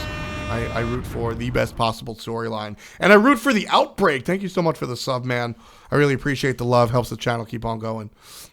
What up, Courage? How you doing? Thoughts on the roster changes? There's a lot. But in general, I'm just excited for the new look of the... I'm just more excited on the new look of the scene. Do I think Oceans is Pacific or Atlantic? I think he's Indian. Do I watch casters from other MOBAs such as Dota or League to improve? Yes. Not just other MOBAs. I love to look at traditional sports. I love to look at other esports, especially when they are dissimilar to Smite, because there's a lot that you can drag in and out of different games. For example, restating the game is an important technique that I took from basketball commentators, and it's something that all commentators need to do. I took it from basketball commentators and then read in a textbook, how to approach different sports. But restating the game, I try to do it every 7 to 8 minutes or after a major objective is taken. 11 minutes on the clock after 2 gold furies in a team fight, Team Flex sits up 5,000 gold above their opponents. Period. Done and simple. This helps new players that don't understand what the gold means. This helps people that just went up to get a beer. This helps somebody that's listening to the game, not necessarily watching the game. Restating the game is important. So that's something I took from basketball. Pacing is something that I took from baseball. A lot of times when I do team fights, Bart was famous for his rap god, right? He comes in, here comes Athena from the right-hand side, uses the taunt, that's going to bring in the shield wall damage, and off that, Vermonta's going to use it. That's not my style. I like to do a baseball, actually more hockey than anything else. I took this from a hockey commentator. Right-hand side, here's Athena, gets the taunt into the damage, right? Slow build up. Something I took from Counter-Strike commentators. Well, Machine isn't necessarily a commentator, but as a host is the ability to dish out questions during the broadcast. So I definitely look to people that I look up to improve, of course. Of course. Am I or any of the other big time casters going to look at the Xbox Pro scene? Yes. Without saying too much, we will definitely be looking at the Xbox for sure. Wider than DM? We all have different jobs. What scene, NA or EU, has more talent show up this week? In the open bracket, I think Europe was a little bit more impressive. What do we do during the breaks between matches? Honestly, I just get my notes together. I make sure I have my right notes. I usually either get up and walk around or grab a glass of water. It's only 5 to 10 minutes during the breaks, and during the SPL, those breaks are even smaller. So, not too much, honestly. Thanks, Azuros. If you don't have a Twitter, how else can you contact me? Twitter's really the best. Twitch messages don't notify me, so I frequently miss them. Twitter's really the best. It takes 30 seconds to make a Twitter account, so I would say that. Is that why I state the obvious, Kappa? Stating the obvious is part of my job. Now, with that in mind, I think I have overdone it in the past, and I need to find that happy medium. And I think I have found that happy medium. It is my job to mention that Fenrir's jump only stuns when he has 5 runes. If we see a jump that doesn't stun. Everybody in this chat knows that's how Fenrir's jump works. But it's important for me to state that to the new players, etc. So, this might have been a joke question, but yes, I think that's important. And like I said, I think I've done it a little bit too much in the past, but I can find that happy medium. Not verified. Thank you so much for your service. A lot of my friends served in the military as well. So, huzzah to you. I'm glad I can help you stay up to date. You weren't feeling yourself when you talked to them, Maddie. Yeah, no, I feel you on that. But to be fair, you were rocking things out fine. Okay, I like your performance today. It was fun to watch. I don't think MLC will adapt to a different scenery that Cloud9 from Cloud9 versus Envy. I think he'll adapt. MLC's a well-adjusted adult. If problem solved and Flex would have a rematch, would everything be different? I think that, yes, I do think that it would be different. I think it would be closer. But Matty Pocket has gotten better. Baskin is still freaking Baskin. So, have I lost weight? Hopefully. It's definitely, I've been eating yogurt and it fucking, ugh. But it is a goal of mine to lose some weight this year. I was never a skinny dude, but I was never a fat dude until very recently. I would definitely consider myself fat. Here is me being a, average bodied individual, and, here's an old picture of me. So this is generally my body shape for the majority of my life. Not skinny, not fat, but I definitely put on weight. Moving down here, I don't cook as well as my mother, and so I definitely have put on some weight, and that's something that I'm looking to change for sure. So I eat yogurt now. I prefer blackberry, but it fucking sucks, man. I will not pick up the pen on the floor. In fact, you know what? Here's another pen. Whoop. Now there's 2. Here's a third. Here, whoop. Now there's, oh man, you can't even see that one. How do I? There you go. Now there's pens all over the floor. By the way, I don't know if you guys saw my recent edition. This is how I can always tell. Shouts to DJ Pernicus. I want him to sign this for me. Next time DJ comes to LAN, I'm going to get his autograph. This shows me which way my blinds go. DJ a couple of weeks ago taught me which way my blinds go. So if you guys don't know, blinds are supposed to point up so that somebody looking in can't see the floor. I didn't know that. So I have the way it's done. See, I showed you. No. It's fine, Luna. I'm mentioning that. But yeah, I had the hair. Do you remember when everybody had the? I don't know if you guys are young or old or whatnot, but put it in perspective. I was a teenager on Long Island when Brand New and Taking Back Sunday and Thursday and Save when the whole emo thing, the scene thing right before Tight Jeans came in. I was in that emo scene, if you will, and that is a gross misuse of the word because emo actually really refers to hardcore music from the early 80s like Julia and 7 Angels, 7 Plagues, where it really metal went on to talk about emotional issues. But this is not a dissection of rock genres, so we'll leave that one alone. Iram, I would love for you to cook Mexican food for me because all I really do is cook chicken. I just grill chicken all day. The SPL starts in a couple of weeks. Next week will be Phase 2 of relegation, where our open bracket winners will face off against the Challenger Cup victors from last season. And then the week after that, the winners of that competition will go on to face the bottom SPL teams. And then after relegation process is all said and done, we will continue on to the SPL. Blind's supposed to face down to let more light in. Well, so the idea was DJ told me that the blind's supposed to face up, so somebody looking in can't see your valuables that are on the floor.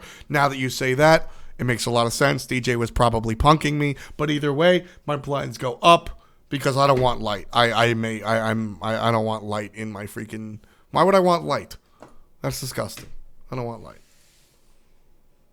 Thanks, Just Jack. I appreciate it, man. And watching you play was a pleasure. I really hope that despite you not making it through relegations, that you continue to play either with that team or with a different team. I think, and I said it on the broadcast, I don't know if you watched your games back. You play fantastically. You seem to be a great captain. I don't know your communications, but it seems like everything works on the same level. And I really want to see you perform in the. In the Challenger Cup. So I wish you the best of luck. I think you've got a good future if you stick to it. My favorite TV show. Now that's tough because when it comes to TV, I actually really like TV, not the person. Fuck TV. But TV is one of my favorite mediums for storytelling because I feel like movies sometimes don't give you enough time to really develop or become attached to the characters the way a series does, right? So when I look at something like The Wire, you really want Stringer Bell to be the guy, right? Because you sit there for literally years growing attached to these characters. When you look at Breaking Bad, you really want to understand why Walt is turning into a monster because you've understood this character for literal years. So, favorite TV show? Can't really answer that. I can give you a group of top. I appreciate highbrow TV. I love Twin Peaks. I love Breaking Bad. I love The Wire. I love The Sopranos. Right? Newsroom was fucking phenomenal. Absolutely phenomenal. But I also like garbage television. I'm a big fan of Criminal Minds. I'm a huge Law & Order fan. Police procedurals just sort of vibe with me. To that extent, I pretend not to like The Mentalist because he's a douchebag. But at the end of the day, The Mentalist is kind of fun. I really like Lie to Me because there's a lot of science in what Lie to Me does. And Roth is a genius. He's a very good actor. And I love Psych. And Burn Notice. Burn Notice. Burn Notice. Burn Notice. I love Burn Notice. If Problem Solved makes it in the SPL, how do I see them doing? Very, very well. That is a strong team with strong players and strongness. Is iJungle the best player in Smite history? Yes. He's also a very good Smash player. Where's TV? Where can you find information on the bitty gritty numbers of Smite, like how exactly all the numbers work in game? A lot of them are in the actual game. Players just don't push those buttons. If you go into the game and go to gods and look at the individual stuff, you'll be able to see the scaling, right? So you can click on Bastet and see that her abilities scale 100%, which is why power is useful on her. You can take a look at a Wheelish and take a look at her passive and see that she gets 30% additional power. So power is fantastic on her. And likewise, you can turn around and take a look at Aphrodite and realize 2 of her abilities don't use any damage at all, don't have any scaling whatsoever. So power on her is a little bit weaker. And then, you can, that's where all your numbers are for in-game, is in the actual game. There's also the Word of Thoth, which is a document put together by Flareboot, which covers a lot of the other stuff when it comes to how much a Gold Fury is worth, or how much a tower is worth, or protections on a tower. The Word of Thoth is the document. You can just straight Google it, and here it is. It's right there in your chat. So, not joining anything. Get off of my screen. Can I play Lil D? No, I can't. What's my favorite anime? So I make a lot of jokes. Anime's not for me. I'm not a big anime fan. I have watched a couple episodes of One Punch Man that Kelly made me watch that I actually enjoyed. I have watched Cowboy Bebop because I was a fan of jazz growing up, and I'm a nerd. I had nerd friends growing up, and my nerd friends liked anime, and I didn't. And because I like jazz, they made me watch Cowboy Bebop. I enjoyed it. They also made me watch Samurai Champloo because I liked hip hop. I sort of enjoyed it. I forget a lot of it. It was forgettable for me. Akira was good. And, does Pokemon count? I loved Pokemon as a kid. But, I don't know.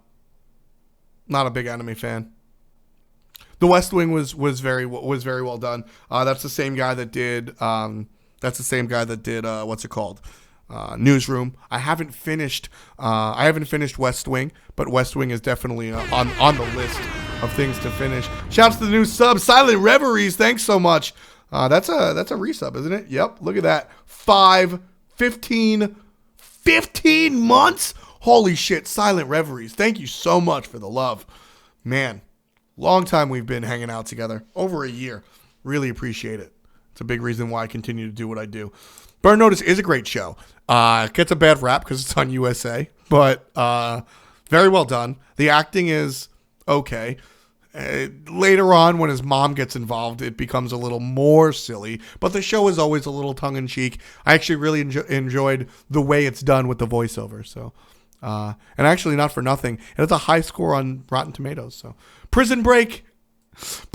All right, Prison Break. You give me season 1. Prison Break is dope. It's one of the best first seasons of television. It's about a guy who goes to jail to break out his brother. Season 2 is about how they live after they break out. Sure, I'm fine. Season 3, Season 4, Season 5, they go to an alternate universe. And I'm exaggerating, but just a little bit. It becomes silly. Really silly. One of the guards they were with becomes their friend. Fuck that. Season 1 and Season 2, I'll take Prison Break any day of the week, though. Thoughts on Maddie playing solo? Maddie playing solo, he's gotten a lot better. I'm excited. Because I know Maddie pretty well. I don't want to say we're super best friends or anything, but I know Maddie decently well. And Maddie's a grinder. Maddie is somebody that's going to put in the work and the effort and the time. And if you watch his stream, you certainly know that he has been putting in the work and the effort and the time. And if you take a look at the comparison from last week's performance to this week's performance, not even counting the games against Baskin, because that's fucking unfair, Maddie has gotten better.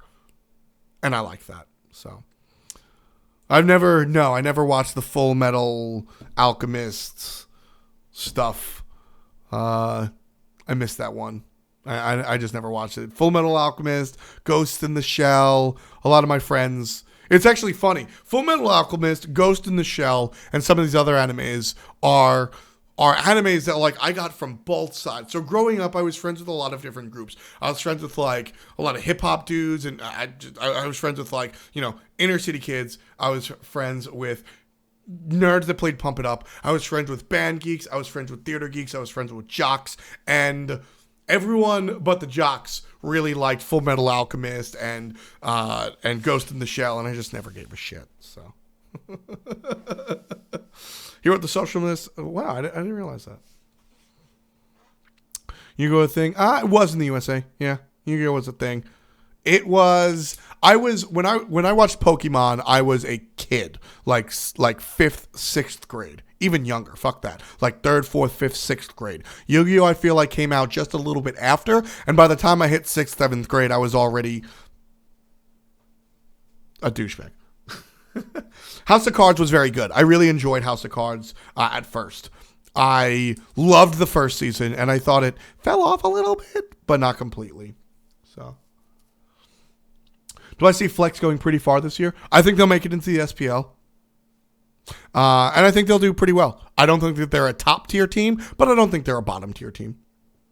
So, there's an Animal Crossing anime? Jeez Louise. Why do hi-rez release so many mages when we have enough? Gods come out all the time. Whether they're a mage or a warrior or whatnot, who knows? No, I completely agree, Super Stacy. And then, earlier I discussed, I don't know if you were here, earlier I discussed taking criticism in stride, and you're totally right. Sometimes I do struggle to find my thoughts in words, and I think yesterday was a perfect example of that. I stumbled over my words a lot. I don't think I delivered a lot. I don't think I was the best caster I could have been. Today, on the other hand, I felt a lot better. What are relegations, Drew Dog asks. So relegations are basically the process by which new blood comes into the SPL. Every year in every split, the bottom two teams, it's an 8-team league, so 7 and 8 get relegated out, which means we have an amateur league, and the amateur league, or the semi-pro league, depending on who you want to pander to, will fight against those teams, and whoever is better will take the spot.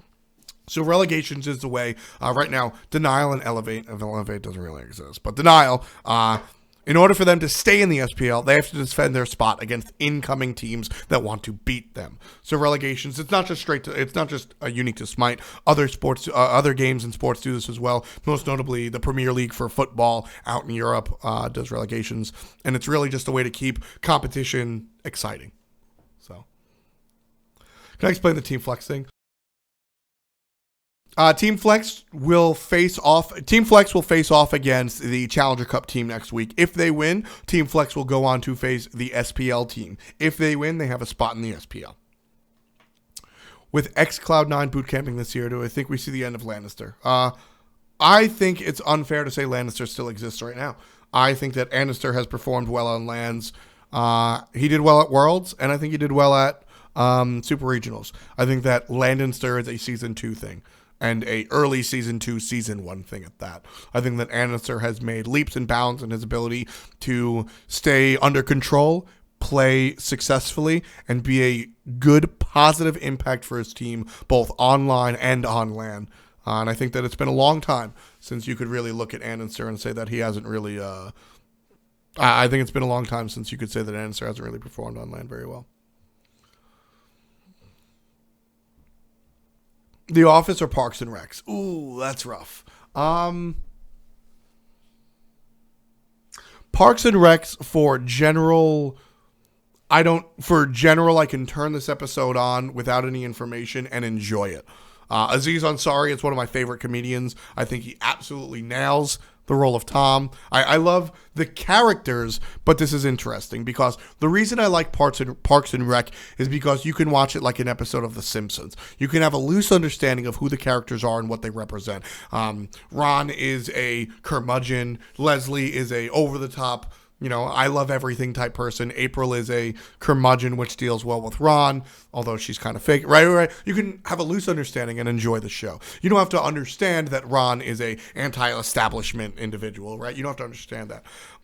With The Office, it's more, you get more what you get out of it. As you learn more about the characters in The Office, the more you enjoy the show. A lot of what happens in The Office, I'm talking about the North American Office, a lot of what happens there has to do with the character interaction and the understanding you have of who the character is, right? A lot of what Creed says isn't funny unless you know who Creed is, right? So, same thing with Michael Scott. So I think I enjoy the humor of The Office a little bit better. I like understated, snarky, sarcastic, frankly, British humor a little bit better. But I enjoy Parks and Rec for what it is. I actually just got finished watching the newest season. So I enjoy. Give us a scoop. We getting an Assassin soon? I don't think so. Heart of the Cards. Thank you, Danland. I appreciate that. Where can you find the relegation standings? We will definitely put out an article tomorrow. Keep an eye on Reddit or just esports.smightgame.com. Who's holding Elevate spot? Honestly, that's something I have to figure out. We have the relegation process is pretty much said and done. When it comes to Elevate, I know that they've broken up, and we can take a look at how we will. We'll take a look at how to sort those spots. We released an article recently on what will happen to all those spots. What happened to the COG spot? All the spots that are vacated by teams that either broke up or otherwise cannot field a roster will be taken care of after relegations. So the relegation process is phase 1, phase 2, phase 3 that we've sort of talked ad nauseum, and then beyond that, those spots will be filled by the internal process that hi-rez has since revealed about teams going from one to the other. So once there are still spots available, a captain will be approached if he can fill that, a captain from last year's team, if he can fill that spot with himself, somebody from the team from last year, and 3 new players, that spot will go to him. If not, it will go down to the 3rd, 4th, 5th, etc. places in the relegation process. What do I think Smite as a Pro League game is lacking the most? I don't know. If you're talking about the actual game, I'm not sure. If you're talking about a Pro League, I would probably say rivalries, and those come from established rosters and just more time in the oven. Got any insider information for PS4 Smite? Nope. Where's a good place to watch Smite replays? YouTube.com/Smite Pro has all of the VODs from the games that we see. If you watch SWC Season 2 games back and watch Andy, he performed very well, despite the lackluster performances of MLC and Barra. The Game 2 comeback was astounding and due very much to Andy's play IMO. I agree completely. Andenster is definitely not Landenster from before. So, first period. Yeah, it's my show that I usually put on every Sunday morning, but 5 minutes before we went live, Comcast let me know that I didn't have internet, so... Fantastic. Ricky hates the U.S. version of The Office. That sucks. I like Ricky Gervais. Who do I think is better, Mask or Just? So, Mask is a very accomplished player. Just, we've seen what Just does. So, this is a question that I can't answer yet because judging Mask's performance in ranked when I watch him stream versus Just's performance on the big stage that is the SPL is completely unfair territory. That's like saying, who's the better cook? F. when he makes a sandwich or Hindu Man when he cooks a steak? Like, my sandwich is going to slay because it doesn't require that much technique. So, I can't answer that until I see Mask on the SPL stage. We've seen Mask play in the Pro League before. He was on COG once upon a time. Mask is a very good player, but it's been a long time since we've seen that. So I can't answer that. I can't answer the first part of that question fairly, so I won't. Mask is a player that has played in the past. He's played at a very high level in the past. He's known as a very good player that has had some attitude problems. Personally, I have seen a change of his attitude. Maybe it's because I don't play with him and I just see him, playing from a distance. But I see a change in his attitude, so I'll speak to that.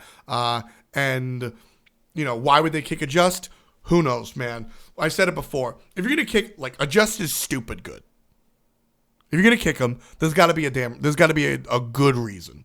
So why would they kick Just? The information that was given out publicly was that Just's communication just wasn't up there. He was very silent. Mask is a little bit more vocal, and that might be able to help the team. So Just's ability to be mechanically strong might not have overshadowed his ability to communicate well. And that's the reason Enemy gave for the swap. Who's better between Mask and Just? They're both very strong players. And but I need to see Mask play on an SPL level before I really make that assessment. And that's not me shying away from the question. Ask me 5 weeks into the SPL. Don't ask me week 1 because one game doesn't do enough. Ask me 5 weeks in the SPL and I will give you a straight answer who I think is better. So I'm not hiding from the question. I just think there's not enough info. Take that to your math teacher. Yeah, sure. No problem, Raven Harbor. I got you. Oh, you got insane triple bounce on a Thor. I think it was an accident. I saw that. I don't believe in luck when it comes to high-end play, but I don't necessarily think that was 100%. You always make we have a couple of pros in the chat. You take shots and you go for things that you aren't guaranteed to secure a lot of the time. So Ho Yi went for the triple bounce on Thor. Do I think that Ho Yi in the instant said, okay, I'm going to bounce it 3 times and hit a Thor and kill him? No. Do I think that the Ho Yi went, I'm going to try this shot? Yes.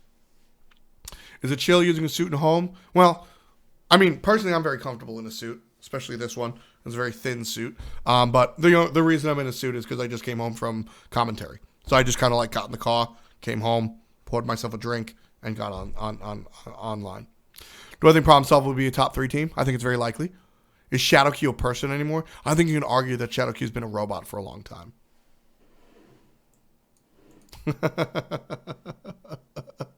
Sudden death, I don't know. You'd be surprised. My short-term memory is not the greatest. Do I have any god ability concepts? Tons, man. I frequently sit in on design meetings. When new gods come out, they ask questions, and they're like, hey, what do you feel? And I don't exactly get to design a god, but Chiron's dash, the idea that Chiron can dash and then kick somebody behind him because he's a horse, that's chore boy. So I do have ideas and inputs like that. So what does Landinster stand for? Nope, no such thing as a dumb question. Landinster, so Andinster is the name of one of the best junglers in the world, but previously in his career, he got very nervous and would not play well on LAN, which is what we call tournaments that take place in person rather than online. So fans developed a nickname for him, Landinster, to point out his inability to play on LAN. As I've said numerous times, Andinster has since left that in the dust and is a very accomplished player. What up, Stanky? How's it going? Do I play Xbox Smite ever? No, I can't afford an Xbox, unfortunately. Do I think Sun Wukong needs a higher health pool to be viable in solo? Sure. Sun Wukong is the jack of all trades, master of none. He's got damage, he's got poke, he's got CC a little bit, right? But he doesn't have the greatest CC, blah, blah, blah. He does have the greatest poke. But the problem is, he exists in a world where, like, if you build him full tank, he's just not going to do anything. And if you want to be tanky, and you got to build full tank.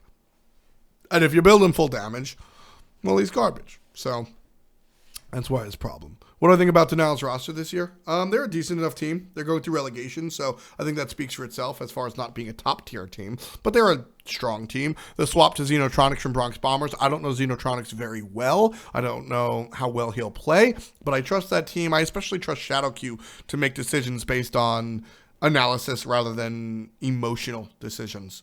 So I think their roster is fine. What do I think about Warchi? I'm very happy that there is a Spanish-speaking streamer out there, and what he does for the Spanish-speaking community is absolutely incredible. It's very fun to see a community that I speak broken Spanish. I can speak conversational Spanish if I get in trouble in Mexico or Spain or something, but like I'm not gonna stream anytime soon speaking 100% Spanish, and a lot of our popular streamers aren't. So I think it's very cool that Warchi does that while also being a high-level player. Shouts to that. I think that's really cool. What's my favorite thing about being a more official personality compared to the old days when I was an amateur? I don't know. I guess the ability to be a little more... I don't know. I guess the ability to have my statement not necessarily carry more weight because I am, a accomplished commentator or whatnot, but people don't automatically write me off as a nobody. I guess that's part of it. I don't think that's true either. I don't know. Honestly, I think it's probably having input into the situation. That's it. Without a doubt, that's it. I am surprised it took me this long. So a lot of our players had an issue with the way some of the information regarding the split was not made public. I maintain that I think the internal process probably should have stayed private, but in the interest of our players, hi-rez decided to divulge all of the info regarding the relegation process. And that was a direct result of something I did, and that felt good. I saw players being very upset on Twitter, and if I was an unaffiliated individual, while I could have a little bit more leeway in my opinion, I wouldn't really be able to do anything about that. I saw Wubbin very upset. I saw Meerkat very upset. I saw Bickham very upset. And these are players that, well, I don't know Wubbin too well, but I know Bickham and I know Meerkat. I like these guys. I really like these guys. And I would consider them my friends. They probably don't consider me their friends, but that's why, fuck you guys. But I would consider them my friends, and I don't want to do them a disservice. And they brought up very valid points. It's hard for players like them to decide what platform they want to play on without all the information out there and this, that, and the third. So as an official member of hi-rez, I was able to have that conversation, bring it back to my team, and say, hey, look, maybe we should adjust this. Maybe we should make a change. Maybe we should be a little bit more in tune with what the players want and what the players need. And while I maintain that certain things do need a certain level of privacy or secrecy to allow the exact process and everything as intended, there is definitely a lot of things that could be brought out to the public. There were certain things about the end of the spring finals that aren't done yet, so we can't reveal any information about that. But we can talk about how much money is going to be involved and a little bit of this and a little bit of that. So I think that's probably the biggest the biggest thing that I like about being an official personality compared to just being a standalone individual, is my ability to actually impact the game and everything. What kind of car do I drive? I drive a Acura TL, an old one, '04. And what drink did I make when I got back home? I honestly poured myself a beer that I've been sipping on for 2 hours. Hoegaarden, if you want to pronounce it correctly. It's actually out of character. I'm generally not a beer drinker. I do like my Hefeweizens and my Hoegaarden, but generally when I come home, I pour myself an iced tea. I'm a big fan of Arizona iced tea. Will we ever get a first period in a onesie? I don't have a onesie. First period was very late because I didn't have internet at 8 a.m. today, so it sucks. So I designed that broken piece of poop. You guys don't like that. Will Smite be a PAX East? I'm not sure. There's Game Hunter on a team. Which team in that penna? Game Hunter, Game Hunter is playing on Torpedo Gaming. They are the Challenger Cup team coming out of Europe, and they will be taking on some of the open bracket teams. We'll see how they do. And Game Hunter played once upon a time, was very good. Game Hunter came back, was very bad. I imagine he's going to be good one more time. What's up, Dirty? Play some Conquest? I'll probably play some Conquest in a little bit. It's 10 o'clock. I might, honestly, I'll probably save the stream I'll probably save Smite for tomorrow. I'm going to change and eat food, and by that time, it's probably going to be too late. So, but I'm not going to work tomorrow, so I'll probably stream a shitload, either during the day or at night. I do live alone, Dansland. I moved recently. I say recently. I celebrated my 1 year of being here in Atlanta. On February 9th was my first day of work. I think I got down here February 7th. I lived with Bart and Kelly for about 2 months, and then I got my own place once I got situated. Because as a contracting esports commentator, you don't exactly build up as savings. So I lived with Bart and Kelly for a little bit while I got on my feet. I don't spend all my money on my hair. I get a haircut about once a month. Yeah, I get a haircut about once a month. I should realistically get a haircut every 2.5 weeks. I think that's the rate at which my hair grows, and I need to get a haircut. But my haircuts cost about $70 because Brie is the greatest. And it's like I get like a $60. I get like a $55 haircut, and then I tip my girl $15. So not that much, but. We ever see someone who will dominate with a god as we saw MLC Scylla and Garz on Thor? Yes. Sure. I definitely think so. Keep an eye on... I don't know. Do I think Epsilon will continue to dominate? Yes. Wukong mostly has squishies. Yeah. No HP. Sun Wukong needs a small adjustment to be competitively reliable again. Yeah, he's just hurt. What do I think of Oceans? You think he's pretty fire? I think he's very fire. I think Oceans is very strong, without a doubt. What up, Gandhi? What happened? Like I said, we relegations, basically, to give you the quick recap, relegations end, Leftovers, which is Badge's team, and Team Astro make it out of Europe. Problem Solved, which is that new team with Baskin, and Team Flex, that's the Laz's team, they make it out as well. Next week, they'll go on to face against the Challenger Cup teams, and those teams will face off against some of the bigger boys in the Pro League. Denial replaced their Hunter. Bronx Bombers out. Xenotronics in. Smite was released for PS4. I know you're an Xbox guy, but PS4 is released. And in the same statement, there won't be any PS4. It will be all about Xbox 4 competitive. The OPL was announced. $100,000 Australian will be given out in total for the situation for OPL. And LOL be a big boy. That's literally what my show notes said.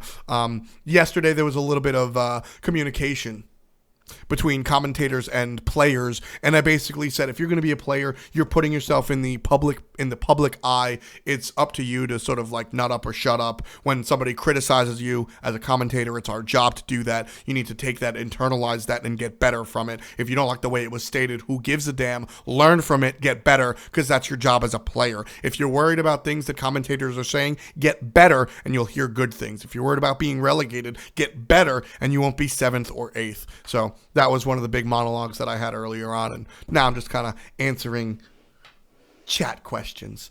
Sell out. I would love the opportunity to sell out. Do you have money? Do you want to give me money to put something on to promote something? As long as it's not like cigarettes or something awful, I'm down. You're looking at wedding venues. Well, real talk, not kidding. Just to let you know, Scott Gandhi, I have already performed one marriage, and I can do it again. I don't want to show you my address, but here I am. I am an ordained minister, Thomas Battinger. You can take a look. The American Ministries of Marriage. I have performed a wedding. I have slayed it at the wedding. I did a great job. You can ask anybody that was there. I wrote a beautiful, I don't know if you call it a speech. I think you just call it a wedding. I wrote a beautiful wedding for my friends Ryan and his wife. We had a lot of fun. Everybody enjoyed it. I like to call myself the mercenary of matrimony. In fact, here's a picture of me doing the dirty. Here I am being the guy that, here it is. I'm holding my book that I wrote the wedding in. And this is my wonderful friend Ryan and his beautiful bride. His beautiful, beautiful bride, Jessica. Ryan, for background, is somebody that I met in World of Warcraft when I was 13. He was my guild leader and my main tank. Now he is a game developer, healergame.com. If you have an iPad, play it. It's a lot of fun. He works for Rumble Entertainment. He's a great guy. But more importantly, I am the one that does the weddings now. So, on a serious note, if y'all want to get married by me, you totally can. What does Sylvanas need to be a first pick Guardian again? He's still very strong. It's just the fact that Athena and Geb exist, dude. You need to get a Thanatos skin? I do need a Thanatos skin. By the way, Scott Gandhi, I like you. I'll give you mod. And plus, you live next door. I feel like you might beat me up. What's up, Prada? I appreciate it. Who has the best beard at hi-rez? Oof. I don't know. Dry Bear's beard is looking pretty snazzy. But Scott Gandhi's got a nice man beard going on. I'm not sure. Spiff Sinister's tweet, casual streamers 2.0 veteran competitive players. No, I can't. How long will I have no idea about the PS4 Alpha. Have you considered joining a team and qualifying for myself? One, I'm probably not good enough. And 2, I enjoy this side of the game a lot better. As a kid, I've always enjoyed being pretending to be a commentator. I am a big enough nerd to know commentators' names, and I listen to talk radio. This is my gig. This is my love. I enjoy observing from a non-biased, neutral standpoint. That's really my jam. One of the things Smite needs to do going forward to be on the level of Dota and League of Legends, keep on keeping on. League of Legends and Dota have been around for longer, so I like where Smite's going. Just needs to keep doing it. Thanks, Koala. I appreciate it. Yo, thanks, Dookie. I need a haircut ASAP. It is definitely too long on the sides, but we're getting there. What about Team Hungry for More? Are they in the relegations? Hungry for More is already Hungry for More did not take part in relegations because they will be able to maintain the spot that Ataraxia had thanks to Titan. Titan has disbanded, not as a team in Smite, but as an organization. Unfortunately, one of their Counter-Strike players was caught cheating, and believe it or not, that can take an entire team down. So thanks to KQLY, Titan does not exist anymore, and Ataraxia will be holding the spot. Appreciate it, Jet. Wow, Jet Voidweller. Been a moment. Haven't seen you in a minute. What's going on with Limelight? No idea. Is the prize pool for Xbox as big as PC? No. We released that information. PC will be giving out $2 million. Xbox a little bit less. You were there, Jimmy Mem. You were there. I actually walked past a picture of you. Let's see. Here is a picture of me and my World of Warcraft friends a decade after meeting each other. This is Jimmy Mem, my mod. This is me. And you guys can't see my gold watch, my dope gold watch.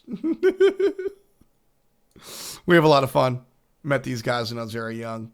World of Warcraft. Bringing people together. Video games since forever. Nice subway card. How much is on it? A lot. I actually didn't know. I worked at Verizon years and years ago. And I have amassed so many points on this that I asked the guy how many, because I didn't realize, every time I just swipe it when I buy my sandwich. I had no idea what the fuck it was for. The guy was like, you understand that you could just get free sandwiches every day? So. Do I feel like hi-rez made a mistake not having a platform lock last year? Nope. I do think that learning that there's a platform lock this year is a little bit better. You want to get married to me, Frozen Food Aisle? How much money do you have and how cute are you? Want to do a wedding stream when Barra and Jeff got engaged? Who's the best beard in the SPL?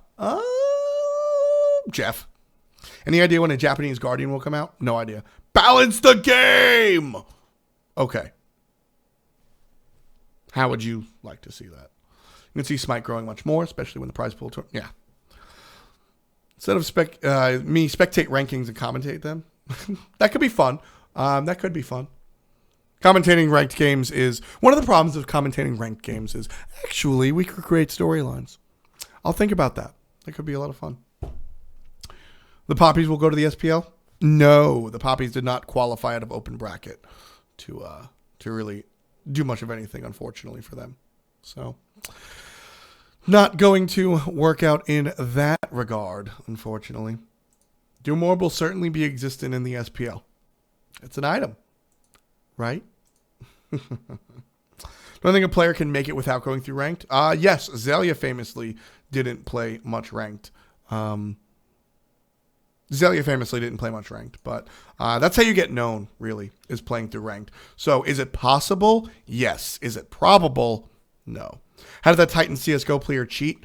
If I'm not mistaken, there were hacks that were in the Razer software. So when he plugged in his mouse, he had a cheat that had a toggle. When he hit the button, it would put his crosshair over somebody, whether there's a wall in the way or not. And then he was able to use that, and people caught him. What class did I play in Warcraft? Feral Druid. Feral Druid till the death of me. Still play a Feral Druid. I didn't play much this expansion, but I pride myself on being the original Feral Druid from level 60, back when Druids could only be resto. I was tanking Netherian. I was dealing damage as a cat druid in Blackwing Lair. That was me. And then was it Warlords of Draenor? I don't think it was Warlords of Draenor. But when Throne of Thunder... No, it wasn't. That was Mists.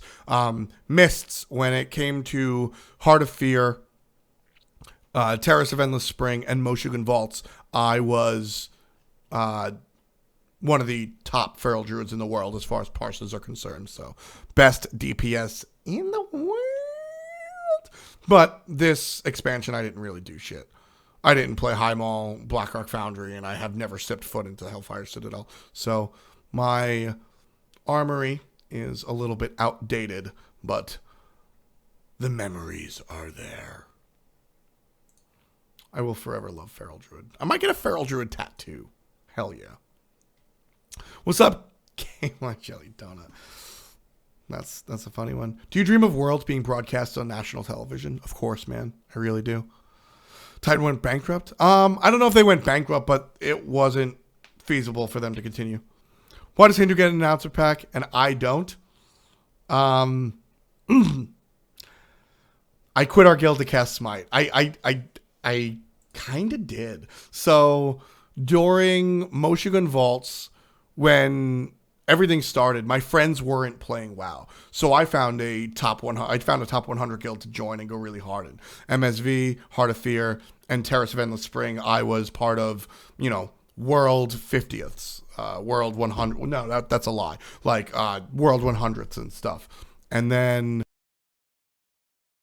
Throne of Thunder, I joined back with my team because despite being a very successful guild, they were racist and assholes, and I gave them the finger and walked the fuck out because I will never bend my morals for anybody. I still have some friends. Shouts to my man Josh. But in general, that team was filled with racist fuck asses. And then I left to do Throne of Thunder. I was the coach or raid leader of our group, and we did very well. And then as we approached the last boss, I had a bit of a breakdown and had a lot of personal issues. I still, to this day, blame somebody that I shouldn't blame. Fuck bullets. And so, literally, on the last boss, in taking him down, I quit my team, and that kind of sucked. But I had a big, personal, explosion, and I was in a really shitty place, and then the outcome of that was I decided to stream Smite all the time. And hop, skip, and a jump, here I am sitting in a suit talking to my computer. What is the bug with Soul? I actually don't know. I like to joke and say that she doesn't say kaboom, but I don't know. Will it give you notes on your Smite fan fiction? Absolutely not. But if you email it to Hindu Man, he will. Can you explain what happens if a team loses during Phase 2 and Phase 3 relegations? They're just done. Challenger Cup, anybody can sign up. So Challenger Cup is an open bracket. Every week, everyone signs up, and then you get points per spot. So you come in first, you get 100 points. You come in second, you get 50. I'm making these numbers up, but that's the idea. And they're just weekly tournaments that literally anybody can sign up for. It's not a league that you have to be invited to. So if you fail here in Phase 2 and 3, you just go away. But when the Challenger Cup comes on, you can come up and do your thing. Why did Flex play today if the new rules didn't require them to? So I believe that they should have. So the 2 out of 6 rule is not a rule. It's the internal process by which hi-rez will fill the teams that have yet to have a spot, right? So it's not about the way to get into the SPL is to keep 3 out of 6 of your members from last year if you are ranked 1 through 6, or if you are ranked 6 through 7, beat the people that come through relegation. If you are not involved in those, the way to get into the SPL is to play through relegation. If at the end of relegation there are still spots that need to be filled, then hi-rez will look to invite teams based on set requirements. The first of which will be 2 out of 6 of players that succeeded last year in being a top 6 team. If that's not the case, then they will go to teams that came in 2nd, 3rd, 4th, 5th, etc. in the relegation process. So theoretically, after relegation is over, would Flex get invited by way of the 2-6 internal process rule? Sure. I would prefer them to play the game the way it was meant to be, which is qualify by way of relegation. And again, I need to put this on the record. I would not hold ill will if they decided not to. I would not say, how dare they? Because if you're playing and there's millions of dollars on the line, you have every right to do whatever the fuck you want to be the best. But instead, Flex chose to go through relegation. I have the utmost of respect for that decision. So, could they have got in from the SPL anyway with the 2-6 internal process? Sure. But they respected the system, and they played anyway. Love it. Who was my first diamond? Hebo. I played Hebo from level 1 to level 30. I maxed my 3 so I could poke the asshole in mid lane, bought meditation, and won every game possible. It was ridiculous. No pants? I'm wearing jeans, but I won't prove it. Was the NA qualifying kind of rigged in my opinion? Absolutely not. You can expand on that if you want. I have no idea where you're coming from. On a scale of 1 to 17, how nerdy is it that you're writing a fan fiction for a MOBA? 36. Flex is not already in the SPL. They have to continue on in Phase 2 of relegations to face off against the winners of the Challenger Cup of last year. How do I like the whole 3-person queue for ranked? I don't really care about ranked. But it lets you play with your friends. So I'll explain the 2-6 rule is interesting, but I'll explain that in a moment. Do I like MLC Stealth being on Envy? I'm glad he gets a chance to play. Chalkman and chill if you're cute enough. 2-6 was a fallback to yeah. So it's the after the fact. I'll go in depth in a moment. Any news on when the season 3 ticket will be coming out? If Gandhi's still in chat, which I don't think he is, he can answer that. Nah, Gandhi left. Hi, Josh. Sorry for calling you out. I hate people that do that. But I thought Gandhi was still here. Kata asks, what if there was more than 2 teams with 2 players from SPL teams last year? I don't know if there was a provision for that, but I imagine that admins would make them play against each other. I mean, duh, the people with more Twitter followers, as all fans would have thought. But I imagine they would play against each other.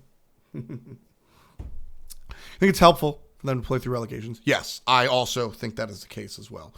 Does Nox get killed by a Thanatos ult if she dashes to an ally body? No, she is not a target. Relegations were soft-seeded? No, they weren't. They were seeded... this week's open bracket was seeded according to last week.